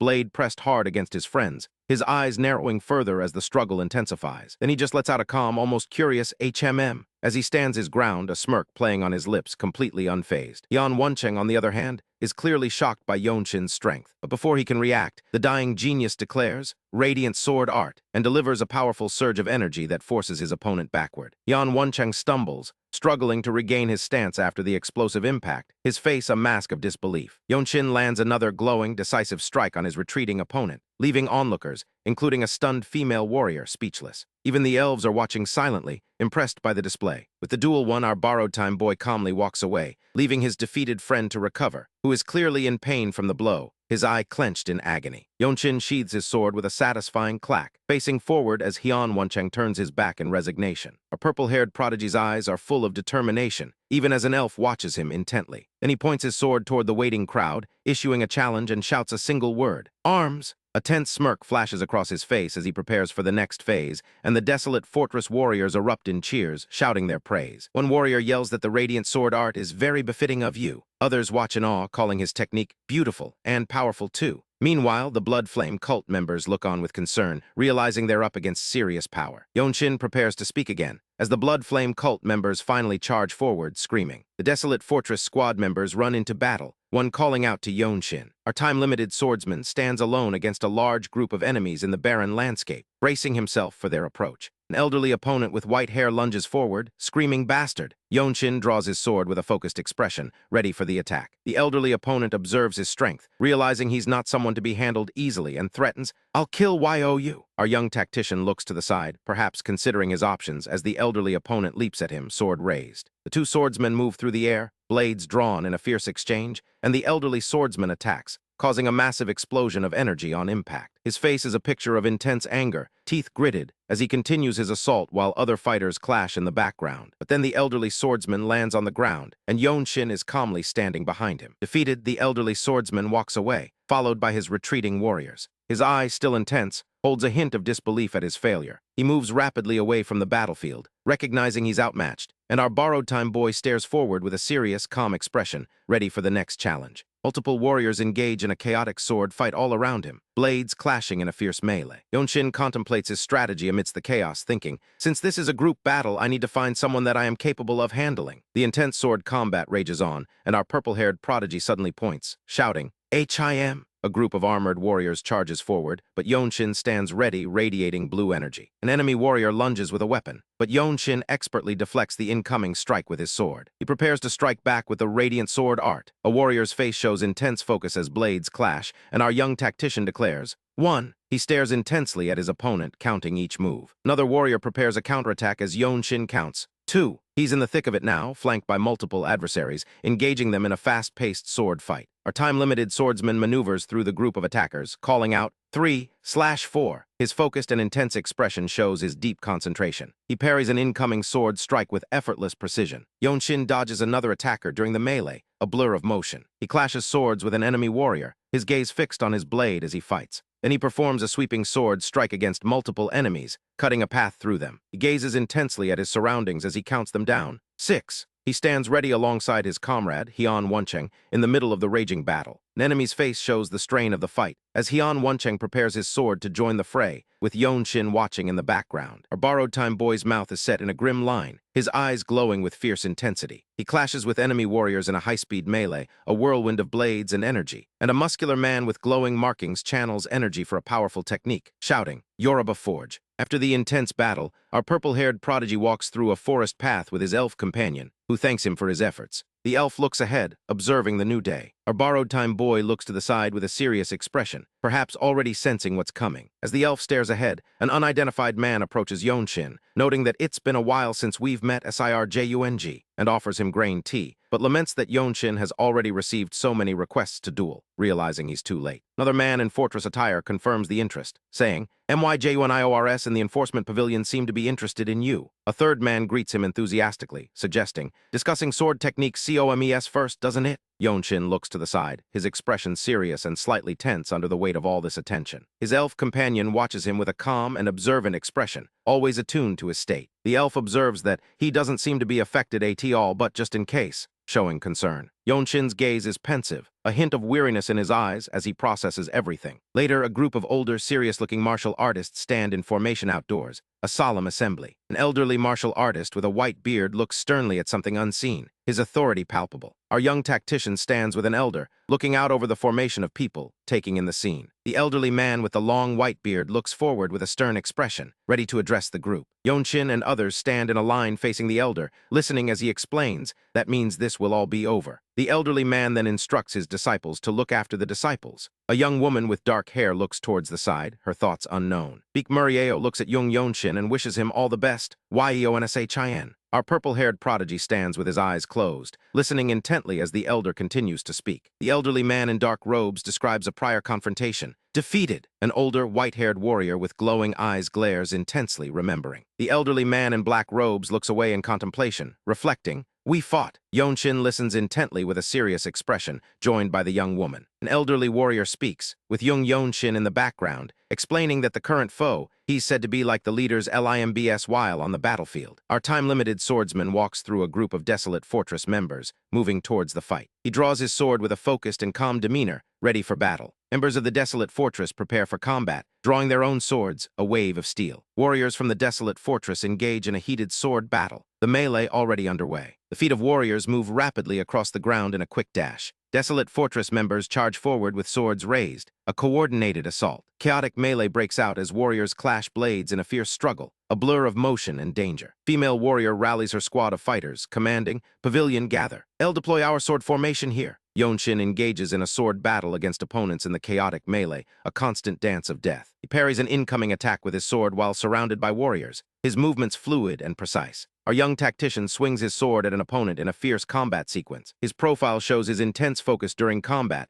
every muscle tensed. A fighter's boot strikes the ground during a rapid movement, kicking up dust. Yeon-Shin watches an opponent in the distance after a clash, assessing them. A stern, elderly warrior with a white beard glares intensely at him, stating, "You're the one." This is Ma Yeonjiak. Our borrowed time boy's face looks determined as he thinks, "I will." Ma Yeonjiak stands in a desolate area, facing Jung Yeon-Shin, ready to fight. He looks at Yeon-Shin and asks, "Martial ARTISTSACT?" Yeon-Shin stares intensely at Ma Yeonjiak, recognizing his style and thinking. ZHONGNAN sect's martial masters. Ma Yeonjiak's angry, wrinkled face is set in a grim expression. Then he lunges forward with his sword raised against Yeon-Shin, shouting, "UP." His face shows extreme intensity as he attacks. But our purple-haired prodigy parries the sword strike with his bare hand, blocking the incoming blade. He clashes with Ma Yeonjiak in an intense exchange of kai, their powers colliding. Yeon-Shin deflects Ma Yeonjiak's sword with his bare hand, chipping the blade. He stands his ground, channeling energy and pushing back against his opponent's powerful aura. His determined hand prepares a technique, glowing with stored power. Ma Yeonjiak grins with fierce intensity during the combat, clearly enjoying the challenge. Yeon-Shin and Ma Yeonjiak exchange a palm strike, causing a massive energy explosion between them. Our young tactician's boots skid across the ground as he lands from the clash, showing the immense force. He stabilizes himself after the impact, facing a looming Ma Yeonjiak, who seems barely moved. Yeon-Shin's face shows frustration as he thinks, "That was just a single clash, but I couldn't gather MY energy." He channels glowing blue energy, preparing to use a movement art technique. Ma Yeonjiak's face is intense and focused, completely locked on his opponent. Our time-limited swordsman's eyes are equally determined, preparing for his next move. He leaps into the air with his sword drawn, moving to strike Ma Yeonjiak. He clashes swords with Ma Yeonjiak amidst other warriors in the desert, a new layer to the ongoing battle. Ma Yeonjiak exerts force against Beek Murieo's sword block, showing his broad engagement in the fight. Our borrowed time boy watches the clash between Ma Yeonjiak and others, analyzing from the background, his eyes sharply focused as he analyzes the fight. Maneuvers through the air while observing the combat below, thinking, I will analyze the techniques of the vicious RAKSHASA swordsman. He flies through the air, dissecting the way he holds his sword. Yeon-Shin closely observes Ma Yeonjiak's sword technique, mentally noting the way his muscles move when he puts energy into his sword. He continues his mental breakdown of Ma Yeonjiak's fighting, thinking, the way he behaves and the habits that he displays when using burst discharge, the way he moves when defending. I will figure out everything he does. Our purple-haired prodigy engages Ma Yeonjiak, moving through the air with a sword as they clash, his focused gaze absorbing every detail. But then, a dark, ominous demonic entity with glowing eyes stares out from the shadows, suggesting a far greater threat is watching. As the battle rages, a dying enemy gasps out a crucial detail, revealing that their leader is the right-hand man of the Tyrant Sword Tribe leader. Meanwhile, our purple-haired prodigy Jung Yeon-Shin stands with cold, focused intensity, walking deliberately through the battlefield toward a defeated foe, his task unfinished. Points his sword to the ground, finishing a chilling declaration to the fallen enemy, asking if he accomplished his goal, then stares down with a menacing glare, his eye focusing with deadly intent. As he points his sword directly at the corpse, his allies watching with a mix of awe and trepidation. Our dying genius stands victorious over the enemy, an ally looking on in stunned surprise. Word then erupts from a warrior's scarred face, a shout that carries across the battlefield, proclaiming that the guest of the Jung sect, the lightning genius of the Desolate fortress, has beheaded an elder of the Tyrant Sword Tribe, sending a crowd of warriors into shock and confusion. Two soldiers in blue robes look upwards, completely stunned, questioning if he's really talking about that powerful martial master. Three more soldiers react in disbelief, wondering how such a thing could possibly happen. Even an elderly man with a long white beard looks down in silent astonishment, as a wide array of warriors, including an elf in the background, question if THAT child could have truly killed the vicious RAKSHASA swordsman. But for the Desolate fortress, the news sparks a surge of adrenaline, with one soldier raising his sword in excitement, and a group of cheering comrades following suit, their morale reignited. Group of men stare in shock, their weapons still clutched tightly, while an elf with long blonde hair surveys the chaotic, renewed fighting. Another soldier raises his sword in victory as his comrades look on, and the crowd of soldiers swells with triumphant cheers. Fierce-looking man with a long weapon remains shocked by the turn of events. Midst the renewed chaos, a Desolate fortress warrior strikes down an enemy with a powerful blade, sending another foe falling to the ground. Another fortress warrior delivers a brutal strike with his sword, pushing back the enemy lines. An elderly warrior stands calmly in the eye of the ongoing storm, a picture of quiet resolve. Our borrowed time boy looks intensely toward the battle scene, his expression serious and unwavering. Inspired, Desolate fortress warriors charge forward, plunging back into the heat of the fray. Jung Yeon-Shin himself engages in a high-speed sword clash, a blur of motion, preparing to engage another opponent on the open ground. He parries an attack while another warrior watches from the background, taking note of his skill. Our time-limited swordsman deflects a blow in a flurry of precise movements. He parries another powerful strike, as his opponent, perhaps in warning, cries out to prepare for what's to come. Jung Yeon-Shin looks on with a stern, intense expression, completely focused on the confrontation. An enemy warrior cries out in shock, as our purple-haired prodigy effortlessly deflects his sword strike. A close-up of Jung Yeon-Shin's face reveals his grim determination, his lip bitten, as if pushing through some internal crack. He surveys the battlefield while his current opponent is struck down by another warrior, not by his own hand. His eyes, serious and focused, scan the chaotic scene, calculating his next move. Then, composed but deadly, our dying genius stands ready with his sword. He stares intensely toward a target off-panel, perhaps the very opponent he fought earlier, declaring that he only needs 4 more years to defeat him. Later, in a traditional building, an unseen figure offers him an item, telling him to take this. Hand holds out an ornate wooden token with a vibrant red tassel, a symbol of authority or a mission. Jung Yeon-Shin stands holding the token, facing 2 figures, receiving the significant item. One character looks on as another speaks, a conversation continuing about some purpose, even if it's for something unexpected. Our borrowed time boy places a hand over his heart in gratitude, accepting the token and saying thank you, that he'll follow through. Later, standing in profile in a building, Jung Yeon-Shin questions something, asking why the situation is as it is. He faces an elven figure and Beek Murieo in a room, engaged in a discussion. Beek Murieo listens intensely, her expression calm but sharp. Jung Yeon-Shin listens attentively in profile, absorbing the information. They discuss a massive, ancient tree that towers in the landscape, a tree that sustains the world and all the laws surrounding it. They also describe a wide, scenic view of a fertile valley at sunset, noting that it was extremely fertile, with the tree's roots even spreading far enough to stretch beneath their very feet. Jung Yeon-Shin continues to interact with the elven figure and Beek Murieo, taking in the lore. The elven physician stares intently, listening to the ongoing discussion with focused concern. Jung Yeon-Shin listens attentively, his expression neutral but thoughtful, processing everything. The elf looks down with a serious expression, shadowy figures of enemies appearing in the background, explaining that both factions are completely opposed to the Desolate Fortress. The Desolate Fortress buildings loom under a dark, ominous red sky, as the elf admits that, although they tried, they did fail in dealing with them. The elf finishes, saying the task was at their hands. Our borrowed-time boy stands with a stoic expression, holding his sword, processing the heavy implications of the fortress's past failures. In a rare moment of tenderness, Jung Yeon-Shin gently strokes the hair of a young girl, surrounded by his squad and allies in a clearing. The young girl looks up with tear-filled, wide eyes as his hand pats her head, a moment of comfort amidst the chaos. Our dying genius smiles softly in profile, a gentle, serene expression. Hyun Woncheng looks on with a surprised expression, unused to seeing this side of Jung Yeon-Shin. Jung Yeon-Shin and a young woman converse outdoors, and she asks if it would be all right if she went as well. A purple-haired prodigy closes his eyes with a gentle, serene smile on his face, agreeing to her request. Jung Yeon-Shin stands with his squad and the young girl,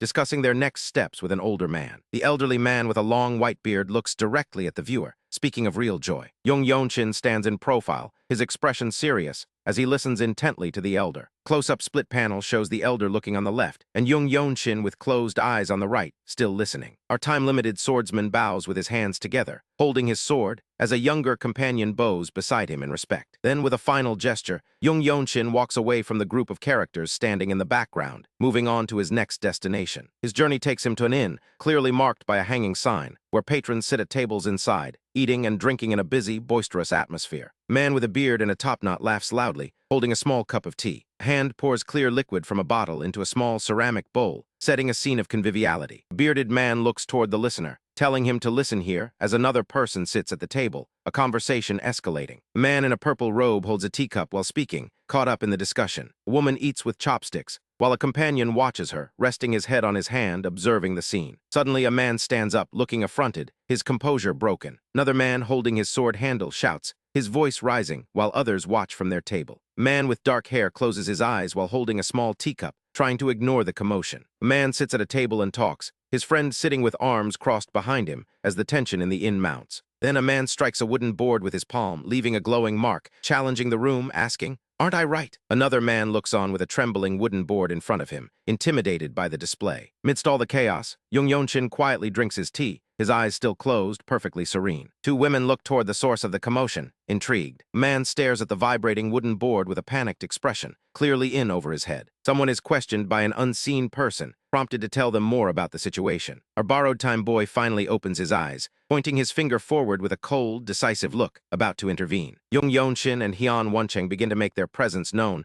by subtly pulling back a piece of fabric, revealing the distinct Desolate Fortress emblem on their uniforms. A close-up shot solidifies the reveal, the iconic emblem printed clearly on their blue clothing. A man looks on with a shocked and fearful expression, his eyes wide in sudden recognition, and another gasps out the name. Desolate Fortress? Jung Yeon-Shin and two other individuals exchange quiet, knowing glances at the reaction. Our borrowed-time boy and Hyun Woncheng stand side by side, their expressions serious, facing a group of seated people in the center of the room, their authority now undeniable. Close-up shot of a boot stepping firmly onto the floor near broken pottery emphasizes their intimidating arrival and the aftermath of their earlier confrontation. Jung Yeon-Shin faces an intimidated man in the room, with a squad member standing menacingly behind the fearful figure. The man looks up with a terrified, sweaty expression, utterly cowed. A purple-haired prodigy's face is a mask of stern, intense focus, his hand gripping the handle of his sword tightly, a clear threat. With glowing blue eyes, Jung Yeon-Shin looks menacingly at the man, declaring a statement about his sight, implying his powerful perception. Two terrified men then deliver a frantic warning, revealing that the Blood Flame cult is behind their target. A group gathers, listening to a report that the azure-eyed demonic swordsman, Chung Mayung, got injured while protecting a family of commoners. A close-up shows Chung Mayung's smirk and blue eye, followed by our time-limited swordsman's intense expression, connecting their fates. Another man gasps in sudden, extreme fear, reeling from the information or Yeon-Shin's presence. A man in simple brown clothes bows deeply in apology to Jung Yeon-Shin, truly sorry for his actions, while our dying genius fixes him with an intense, blue-eyed gaze. The trembling man bows even deeper in fear, offering a thank you for his clemency. Jung Yeon-Shin stands over him, accepting his apology and silent gratitude. Later, our borrowed-time boy smiles slightly, holding a small teacup, as three other men sitting at the table look on with suspicion. Their suspicious gaze falls on him as he sips his tea. Jung Yeon-Shin stands while an ally holds out a sword for him to inspect, a new task or clue. He looks sharply over his shoulder, his expression focused and wary. A man speaks warmly, expressing that it's truly a pleasure to meet them, as a Desolate Fortress squad member in dark robes interacts with the group, asking if he should introduce himself in this formal setting. The man in dark robes, with a calm expression, speaks while gesturing with his hands, mentioning someone being so merciless recently. Two female squad members listen intently during the conversation, absorbing the implications. Yeon Woncheng points his finger, addressing the man in dark robes as Sir, while Jung Yeon-Shin watches carefully. The man in dark robes listens with a stoic, closed-eye expression, revealing nothing. Jung Yeon-Shin looks with a questioning expression at the unidentified man in dark robes, unsure of his intentions. The man in dark robes then stands next to Jung Yeon-Shin, mentioning the radiant demon in his ongoing speech. A purple-haired prodigy looks back with a sharp, suspicious expression, his guard up. The man in dark robes smiles with his eyes closed while speaking, giving away nothing. Back in the tavern, a group of martial artists discusses how even small events are significant. Jung Yeon-Shin looks ahead with a cold, serious expression, his purple hair partially obscuring his face as he processes the information. Meanwhile, a man with dark hair and a light robe smiles with his eyes closed in contentment, a stark contrast to Yeon-Shin's intensity. Jung Yeon-Shin pours liquid from a vessel into a cup, while a man in a cape watches, seemingly performing a ritual. He sits at a table with three other people, who appear to be performing a ritual greeting. The scene shifts to a scenic view of a mountain under a clear blue sky, with trees in the foreground indicating travel. Close-up shows a person with a blue headband covering their eyes, looking down with a somber expression, perhaps Chung Mayung. Yeon Woncheng shouts with excitement, his fist raised in the air, still hyped about how the lightning genius of the Desolate Fortress has beheaded an elder of the Tyrant Sword Tribe. Jung Yeon-Shin looks up with a calm, slightly amused expression at his friend's antics. Yeon Woncheng shouts again,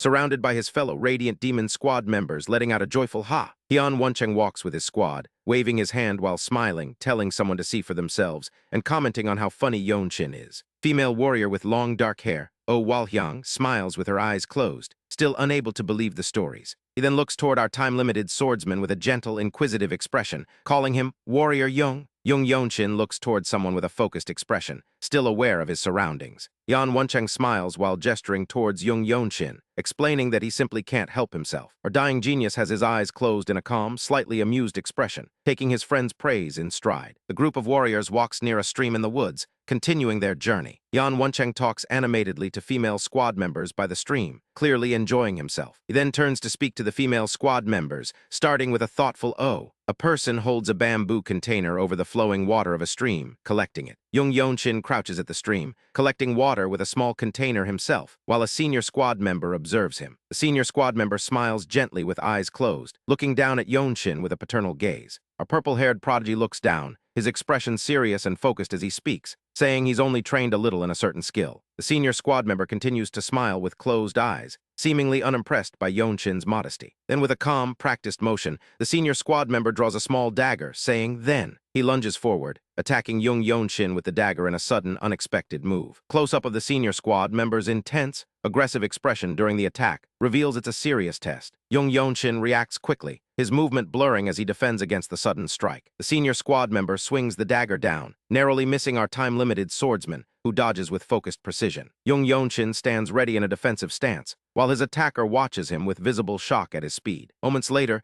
Jung Yeon-Shin and his ally stand over a defeated enemy in a forest clearing, the unexpected test now a real battle. The defeated enemy lies motionless by the edge of a stream, his fight over. Close-up of the enemy's face shows wide, lifeless eyes by the water. His scarlet hair is submerged in the water, a telltale sign of a blood flame cult member. Jung Yeon-Shin looks toward his companion, unsheathing his sword with a tense expression, knowing the danger isn't over. Two more figures are sprawled on the ground, also defeated in the forest, confirming the severity of the ambush. Close-up of the two defeated figures lying on the ground shows them truly out of the fight. Jung Yeon-Shin looks around, while his companion in the background stands watch, on high alert for more enemies. Their journey then leads them to the sprawling city of Xi'an at night. They stand before a traditional building in the city, with an unseen speaker questioning if it's here. Yeon Woncheng, his head bandaged from recent battles, talks with arms crossed, smiling, reassuring them that it's the right place. Jung Yeon-Shin looks at someone with a serious expression, asking flat out if they aren't afraid, while a companion looks on in surprise. Well, after the last chapter's chaos, our team is recovering, and one of the local warriors from Mount Hua sect, still bandaged up, seems quite surprised by something, while an elder chastises another warrior for being reckless,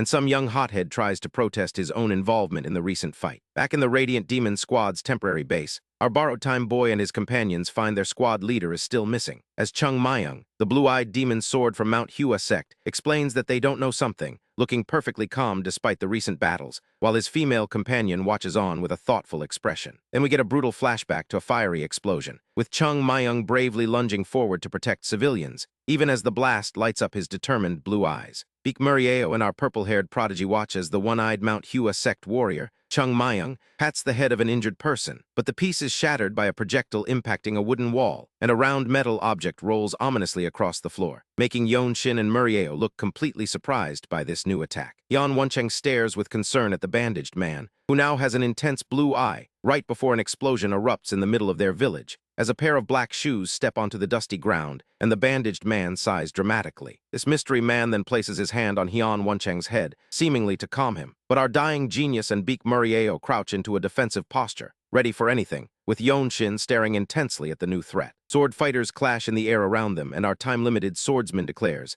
"I'll handle that man myself," much to Yeon Woncheng's surprise. And with his sword half-drawn, Yeon-Shin walks confidently toward the smirking antagonist, who bares his teeth in an unsettling expression, before our purple-haired prodigy finishes drawing his sword with a stern, focused gaze. Scarred hand reaches out to him, speaking of some head of, and a blurry figure moves rapidly, while Yeon Woncheng stares intensely, almost aggressively, leaving our borrowed time boy with a serious, questioning look. The agitated bandaged man then shouts about what truly means, and tells Yeon-Shin, enough, but our young master just maintains a cold, focused look in his gray eyes, remaining perfectly calm even as his opponent loses his temper. Then, gripping his sword, Yeon-Shin's eyes intensify as he prepares to attack, executing a swift and powerful sword strike, which his opponent identifies as the Radiant Sword Art. The dark, obscured opponent lunges forward to counter, but Yeon-Shin narrowly dodges or parries the fierce blow, even as his wild-eyed opponent strikes out with an energy-infused fist. Our dying genius just glances to the side, completely calm and observant amidst the chaos, before countering with a precise, crushing grip technique, his signature Infinite Blossom Fist Strike Vortex. The clash creates a powerful shockwave between the fighters, forcing the opponent back to the ground, visibly frustrated, and he stares at Yeon-Shin, questioning if he is of a noble race. Then condescendingly rejects the idea that Yeon-Shin's technique could be copied, claiming that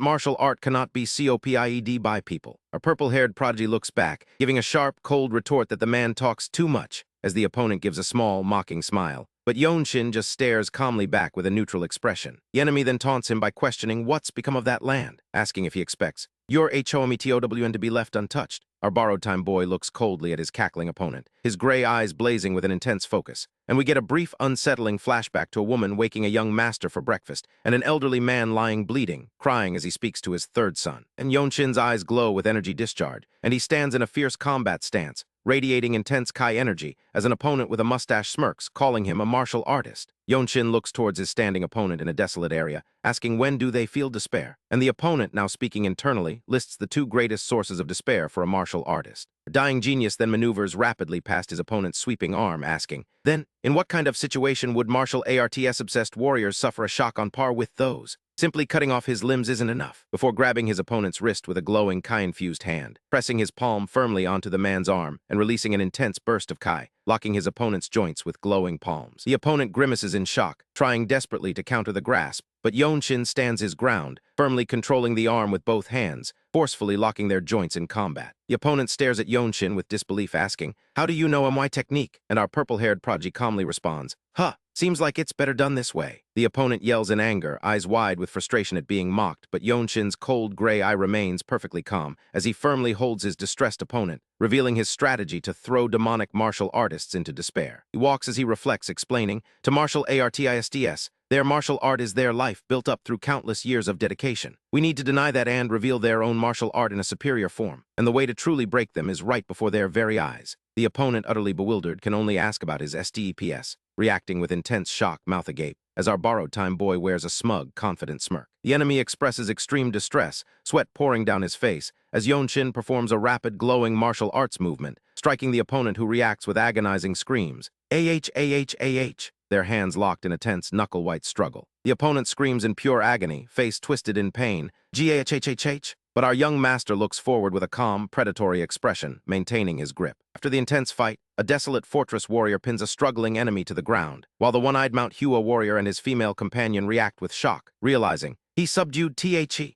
Battle Maniac. Our young master looks intently at his sword as he unsheathes it, and a defeated enemy warrior screams in desperation as Jung Yeon-Shin swings his sword downwards in a swift, blurry motion, ending the battle. He then looks down at the scene, calmly observing his defeated opponents, and notices a small floral-patterned container lying next to a fallen enemy, a curious object on the dusty ground. Later, in a room with his radiant demon squad colleagues, an elder points out that was in his possession, referring to the container, as our purple-haired prodigy and his squad members listen intently. The elder, looking stern, acknowledges Yeon-Shin's extraordinary abilities, stating, "You truly are," while our borrowed time boy maintains a calm, focused expression, and the squad stands around a table where a severed head lies, a grim testament to the recent battle, making the elder sigh with a weary expression. Then requests that Yeon-Shin request a promotion exam to the blue rank soon, declaring it will be the shortest time ever taken, and naturally, you'll be the youngest, before adding a cryptic next time. Our dying genius turns to look at the elder while they discuss the matter, as someone places a decorative round container onto a wooden surface, and Yeon-Shin looks intently at the speaker. He and Woncheng then exchange a surprised look, before Yeon-Shin and his squad members look towards the speaker, and our young master bows formally, asking if he could bring a friend with me. A group of Desolate Fortress members gathers around a bed where another man, Yu Hyan,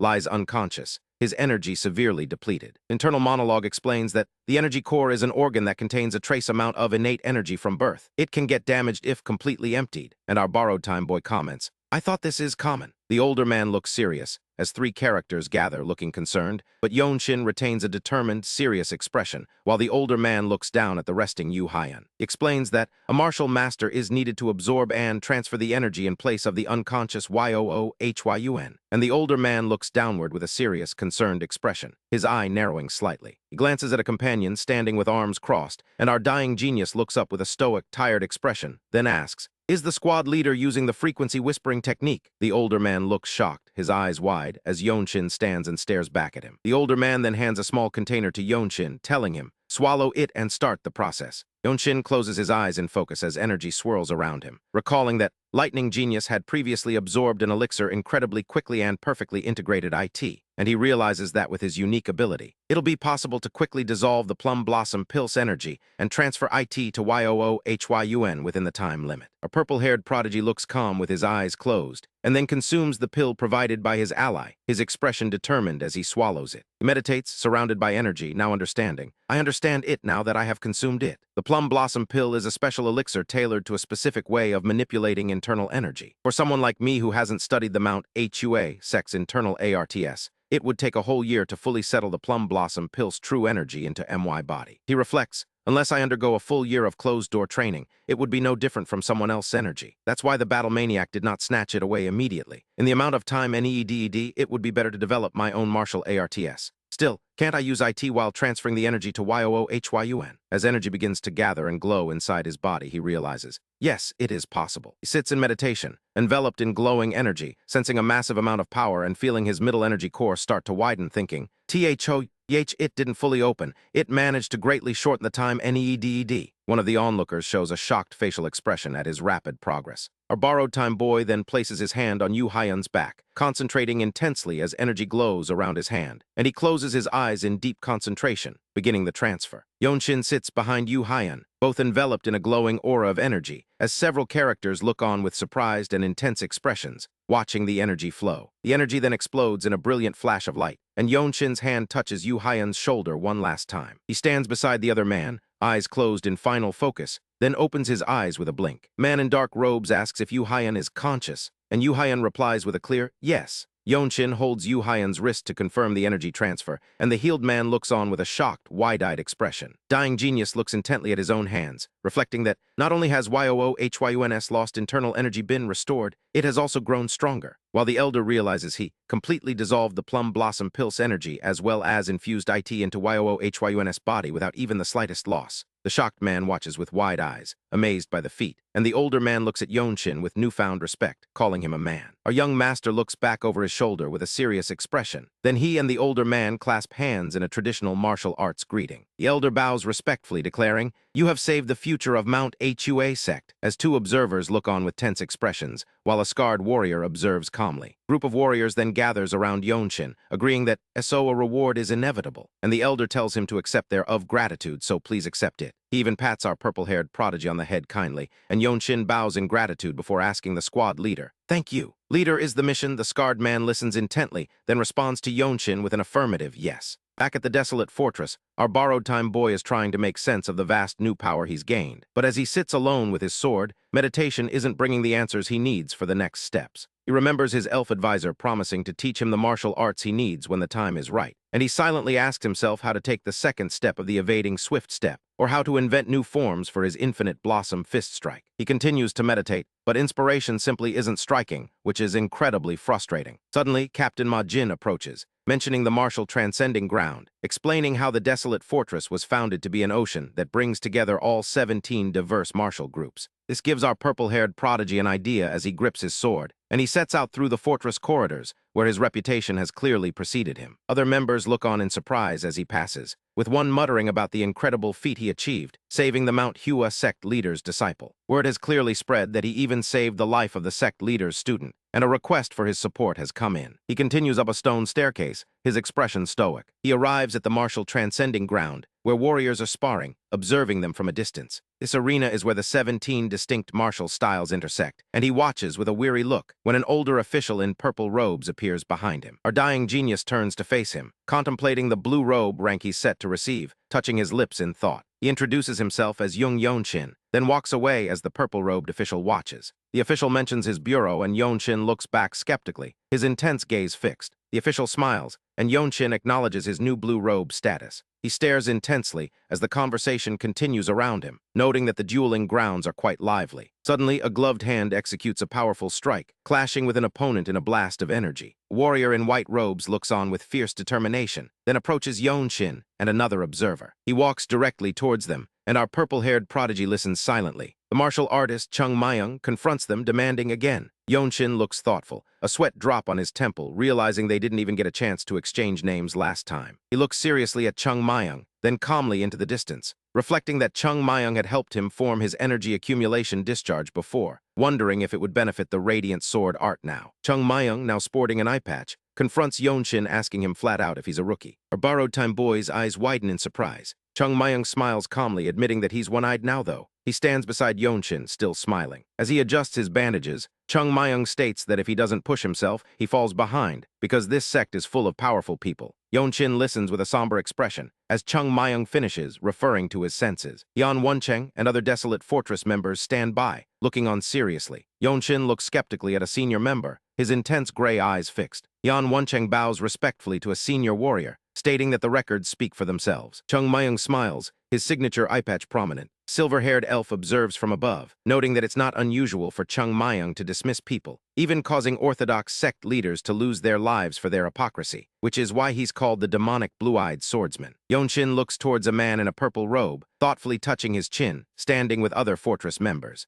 Man in a Desolate Fortress cap smiles knowingly, as the man in purple gestures towards Yeon-Shin, remarking that Chung Mayung didn't treat Yan Woncheng harshly either, unlike his usual demeanor towards white robe ones. He looks serious and observant. Then our purple-haired prodigy grapples with another warrior, locking arms in combat, as a senior fortress member observes him with a knowing smile. Meanwhile, under a full moon, a hooded figure stands before a dark, gothic fortress, hinting at new dangers ahead. Our dying genius clashes in a powerful spar with Chung Mayung, coughing up blood and looking pained from the impact, before hitting the ground hard as Chung Mayung watches him. He remains seated on the ground with others observing, while Chung Mayung looks on with a calm, focused expression. Jung Yeon-Shin sits before a senior figure, enduring his internal pain with closed eyes, then opens them again, looking forward with fierce determination. Someone off-panel asks if he's gained insight from this spar, and Chung Mayung simply calls him a fool. A group of warriors in the courtyard remark that though Chung Mayung lost his sight, his prowess hasn't diminished, and Ma Xian has drastically changed. They declare that this is what it means to be part of the Desolate Fortress, once again feeling its incredible strength. An unknown voice mentions lightning, and a scarred man confirms it. The voice speaks again, identifying him with the fortress. Our dying genius speaks with the scarred man, his expression serious and intense. Chung Mayung, his scarred face visible, continues speaking while Jung Yeon-Shin listens intently. He talks about his place in the world. He proclaims his unique position in the world. Chung Mayung smirks, then produces a magical blue bottle of lightning immortal treasure liquor. Jung Yeon-Shin looks down, deep in thought, contemplating the elixir's effects. His eyes narrow as he stares intensely, confirming, "I'll do it." Chung Mayung watches him with his singular, visible eye. A group of disciples listens as Chung Mayung explains the coming-of-age rite, where only one will drink the lightning immortal treasure liquor, a prize once decided by a duel. Our time-limited swordsman listens intently, but Chung Mayung declares that won't be the method this time. Later, back at the Desolate Fortress compound, an unknown voice notes the time. An older man with white hair sits at a table, looking down thoughtfully. His expression is serious, deep in thought, and a man with wavy dark hair and a scar also looks contemplative. The older man's eyes narrow intensely. They sit opposite each other in silence. Meanwhile, a group of disciples gathers in the courtyard. A green-haired elf stands with his back to them, then looks forward with a gentle expression. A hand reaches out to touch a man's forehead, and Jung Yeon-Shin looks ahead with a neutral expression. The green-haired elf looks towards our time-limited swordsman and his squad members, standing before them in the courtyard. Yan Wencheng smiles while with his squad members. An unknown voice comments that someone's been running nonstop. Two senior members of the fortress sit at a table. Two young recruits glance at each other nervously. Character holding the blue bottle unscrews its lid, and the elf begins pouring the lightning immortal treasure liquor into a small cup as Jung Yeon-Shin watches. The elf holds up the small cup of liquor, declaring that it shall belong to whoever can claim it. He holds the cup aloft, then releases a massive shockwave of energy, impacting the recruits and sending them flying. They're all blown away by the force, screaming in shock. A purple-haired prodigy maneuvers through the blast, attempting to hold his ground, his boots sliding along the ground as he resists the intense impact. The other recruits struggle to remain standing, but Jung Yeon-Shin stares forward with an intense expression, focusing as a glowing ring of energy manifests above his head. He uses his evading swift step to dash forward, shocking two observers with his footwork that brings harmony with nature. The elf looks calmly at Jung Yeon-Shin, who stares back with fierce determination. He uses another rapid dash of his evading swift step to close the distance, charging in with a force that cuts through the crowd, his hat blowing off from the sheer speed. The elf holds out the cup to Jung Yeon-Shin as observing warriors look on in utter surprise. He hands the cup directly to our time-limited swordsman. A hand holds the small blue cup, and the elf looks intently, telling him to savor it. Jung Yeon-Shin holds the small blue cup in his hands, looking down at it. He kneels on the ground, holding the cup, as the elf stands nearby. They stand close, looking at each other, and Yeon-Shin presses his hand firmly against the ground. He then shouts with intense passion, declaring the Ma Clan's patriarch. His hand presses firmly into the ground as he does so. He looks to the side, still holding the small blue bowl, as an unknown voice proclaims the future position of Ma. Ma Jin, with an intense, angry expression, confirms it officially. Several Desolate Fortress members look on in shock, but the elf looks forward with a calm expression. Jung Yeon-Shin looks off to the side, wearing his Desolate Fortress robes, the victor. As someone argues that a clan's prestige takes precedence, our purple-haired prodigy extends his hand, flatly stating that the world tree cannot be obtained with the prestige of a single clan, because this is the true law of the Jianghu, and besides, he has his own path. With a questioning look, our time-limited swordsman holds up the blue cup, making an elder look very concerned, and then takes a dramatic drink from it, declaring that this is the essence of Murim itself. He then makes a grand statement, proclaiming, "This is what it means to be a martial artist of the Desolate Fortress who rules over the world," as he turns his back to the setting sun and offers his thanks to the gathered crowd. As our borrowed time boy walks through the courtyard, the Desolate Fortress warriors comment that he truly has the bearing of a great master, choosing to stand alone without leaning on his clan. An older, white-haired warrior confronts him, utterly shocked that he would turn down an offer for household succession, but our purple-haired prodigy just stares stoically, leaving the man confused as he walks away. Our dying genius walks alone, coolly eyeing the group, including the stern elder and the one-eyed warrior, and fires back, "Are you?" making the older warrior sweat when he questions his decision to refuse succession, especially when he's still healthy and capable. As Chung Mayung and the grim-faced man listen, Jung Yeon-Shin and his one-eyed companion walk away, and our purple-haired prodigy asks him, and Chung Mayung replies, "Where should I start?" setting up a big reveal about how the captain returned from a mission long ago, holding a little girl's hand, Beak Murieo. Jung Yeon-Shin listens intently as Chung Mayung presses, "Is that all he said?" before explaining that the captain took a brutal blow that damaged his internal organs, which makes our borrowed time boy's eyes go wide. Since then, the captain hasn't been able to fulfill the duties of a man, making even the heavenly squad captain who often bickers with him look somber. And our time-limited swordsman listens quietly. With Jung Yeon-Shin acknowledging he understands, Chung Mayung asks if it's settled now, and our purple-haired prodigy agrees, and everyone agrees to move on to more serious matters under the towering pagoda. Stern Ma Yeonjiak confronts Jung Yeon-Shin, who listens with a serious expression, and then calmly states that family obligation means nothing to me, as he'd prefer to take what he wants directly, rather than endure a purge, or be cutting off by the clan. With our borrowed time boy reacting neutrally, his intense eyes suggesting contemplation, and an ominous, demonic-looking figure looming. Jung Yeon-Shin learns about Jungjo and Mount Song, a major Orthodox sect, which is basically the entirety of Henan province, and counts them among the most formidable. Our time-limited swordsman muses internally about Shaolin, wondering what kind of inspiration their martial arts could offer him. Yeonjiak announces that someone will join him, confirming that Captain Ma Jin has formed the first Radiant Demon unit after a Plum Blossom Pill mission, bringing together Jung Yeon-Shin, Hyun Woncheng, Chung Mayung, and Baek Murieo, which our purple-haired prodigy watches with a serious expression, while Ma Yeonjiak stares sternly, leaving Jung Yeon-Shin looking distant. With a martial salute, Jung Yeon-Shin stands alone in the courtyard, knowing he'll soon be promoted to Blue Robe rank as the Radiant Demon squad rides out from the fortress gate. Our borrowed time boy reflects that there are 9 martial masters in the Radiant Demon squad, a number he's never seen together for a mission, making this a truly formidable party as the squad members gather and talk. As the Radiant Demon squad members take a break, our time-limited swordsman looks around, surveying their resting area, and then looks forward with a serious expression, listening to a conversation where someone comments that even Boss was shocked by something, making him look intensely to the side, while a group of men discuss the future of the Jung clan's estate, wondering who will claim it now that the bloodline lives on. Our purple-haired prodigy Jung Yeon-Shin listens intently as they insist the money must not fall into the hands of underworld scum. Few of them are already enjoying the spoils,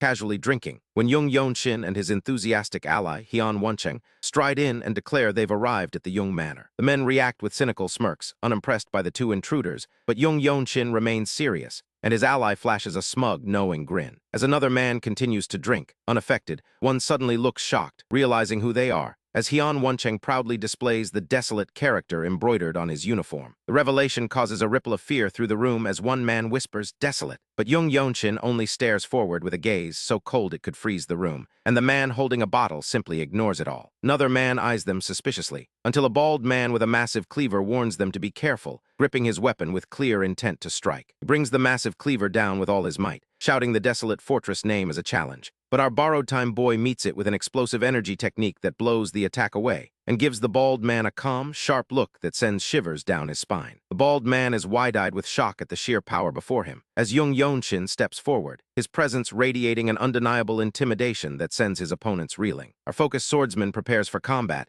facing down the group, while an onlooker stares in disbelief at the bald man's swift defeat. Jung Yeon-Shin holds his sword, his expression cold and utterly focused, and as he walks toward the bald man, the defeated man raises his hands in a defensive gesture, finally admitting his mistake. Jung Yeon-Shin is unforgiving, stating that even if he lets the others go, he cannot spare the bald man because that throw was clearly done with the intention to kill, yet executed as fluidly as flowing water. The bald man looks panicked as Jung Yeon-Shin delivers a strike, and then our dying genius hits him with a sudden, devastating impact. The bald man is struck down with a gasp, as onlookers react in horror, and Jung Yeon-Shin stands over his defeated opponent, his boots visible on the floor. Our time-limited swordsman stares intensely with his gray eyes at an unseen person, as a group of martial artists from the Desolate fortress looks nervous and exhausted around him. Later, Jung Yeon-Shin stands before a gathered group of bowing men, recounting exactly what happened, while the kneeling men listen, looking fearful and distressed. A purple-haired prodigy holds his sword and explains that a storm of blood swept through the marketplace after the Jung Manor was wiped out. But amidst the chaos, the head steward created a merchant group, growing it with astonishing skill before escaping the Zinai region. However, the woodland and assets from the destroyed Jung Manor became the foundation for this new merchant group, naturally making them targets for underworld martial artists. And soon the Zinai white martial sect used their vast wealth to blind the local magistrate and raid the merchant group, dismantling it entirely. Jung Yeon-Shin's fist clenches, emphasizing his anger at this injustice, while a nearby man clenches his jaw, calling the perpetrators bastards. Jung Yeon-Shin sits at a table, while a man in a blue headband stands nervously behind him, and our dying genius stares ahead with a serious, questioning expression, asking if the magistrate truly watched this happen while ruling over the region. As he continues to speak from the side, Chung Mayung, the blue-eyed demon sword, looks directly at the viewer with a calm smile, declaring he will gladly help. Close-up of Jung Yeon-Shin's intense gray eye shows his resolve, as a group of warriors, including Jung Yeon-Shin, stand together. Our borrowed time boy turns his head to look over his shoulder with a cold expression, accepting the appreciation, as 2 men look forward with curiosity. A young woman gazes at a man who smiles warmly. Jung Yeon-Shin speaks to an individual whose back is to the camera, and then looks over his shoulder again, insisting he needs to deal with the magistrate himself. Group of warriors, including Jung Yeon-Shin, stands in a tense setting, as Jung Yeon-Shin continues talking, explaining that he will deal with it alone, but then clarifies that he doesn't mean entirely alone. Our enthusiastic ally, Hyun Woncheng,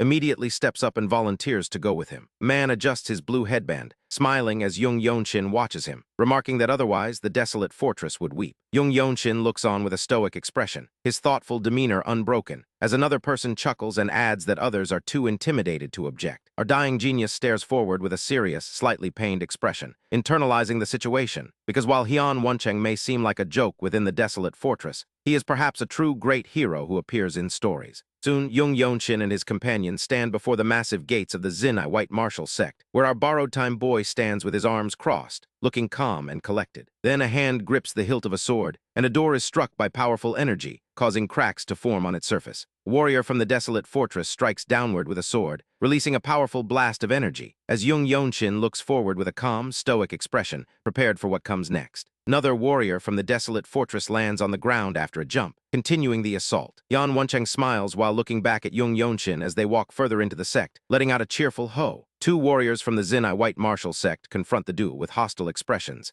asking if they're here for them, and Hyun Woncheng looks at the assembled sect members with a casual grin, asking if they overheard their conversation at the inn. An older sect member looks on with a grim, knowing expression, as Jung Yeon-Shin looks ahead with sharp, focused eyes, ready for the impending fight. He draws his sword while Hyun Woncheng watches from behind, realizing that while small and mid-sized sects are often out of touch with recent news, the ones that hesitate to provoke the desolate fortress are actually the larger, more informed sects. A man with a beard and topknot stares calmly ahead, oblivious to the threat. Our dying genius engages in a swift sword fight with several opponents, a blur of motion, drawing his sword in the middle of the conflict with deadly precision. Warriors clash during the heat of combat, their blades a flurry of light, and Jung Yeon-Shin lands a strike against an opponent. An opponent collapses from the impact, knocked out instantly, as Jung Yeon-Shin remains poised and ready, while another enemy shouts in pain. Close-up on Jung Yeon-Shin's determined face shows his unwavering focus during the battle, and another man grimaces in pain, taking a hit.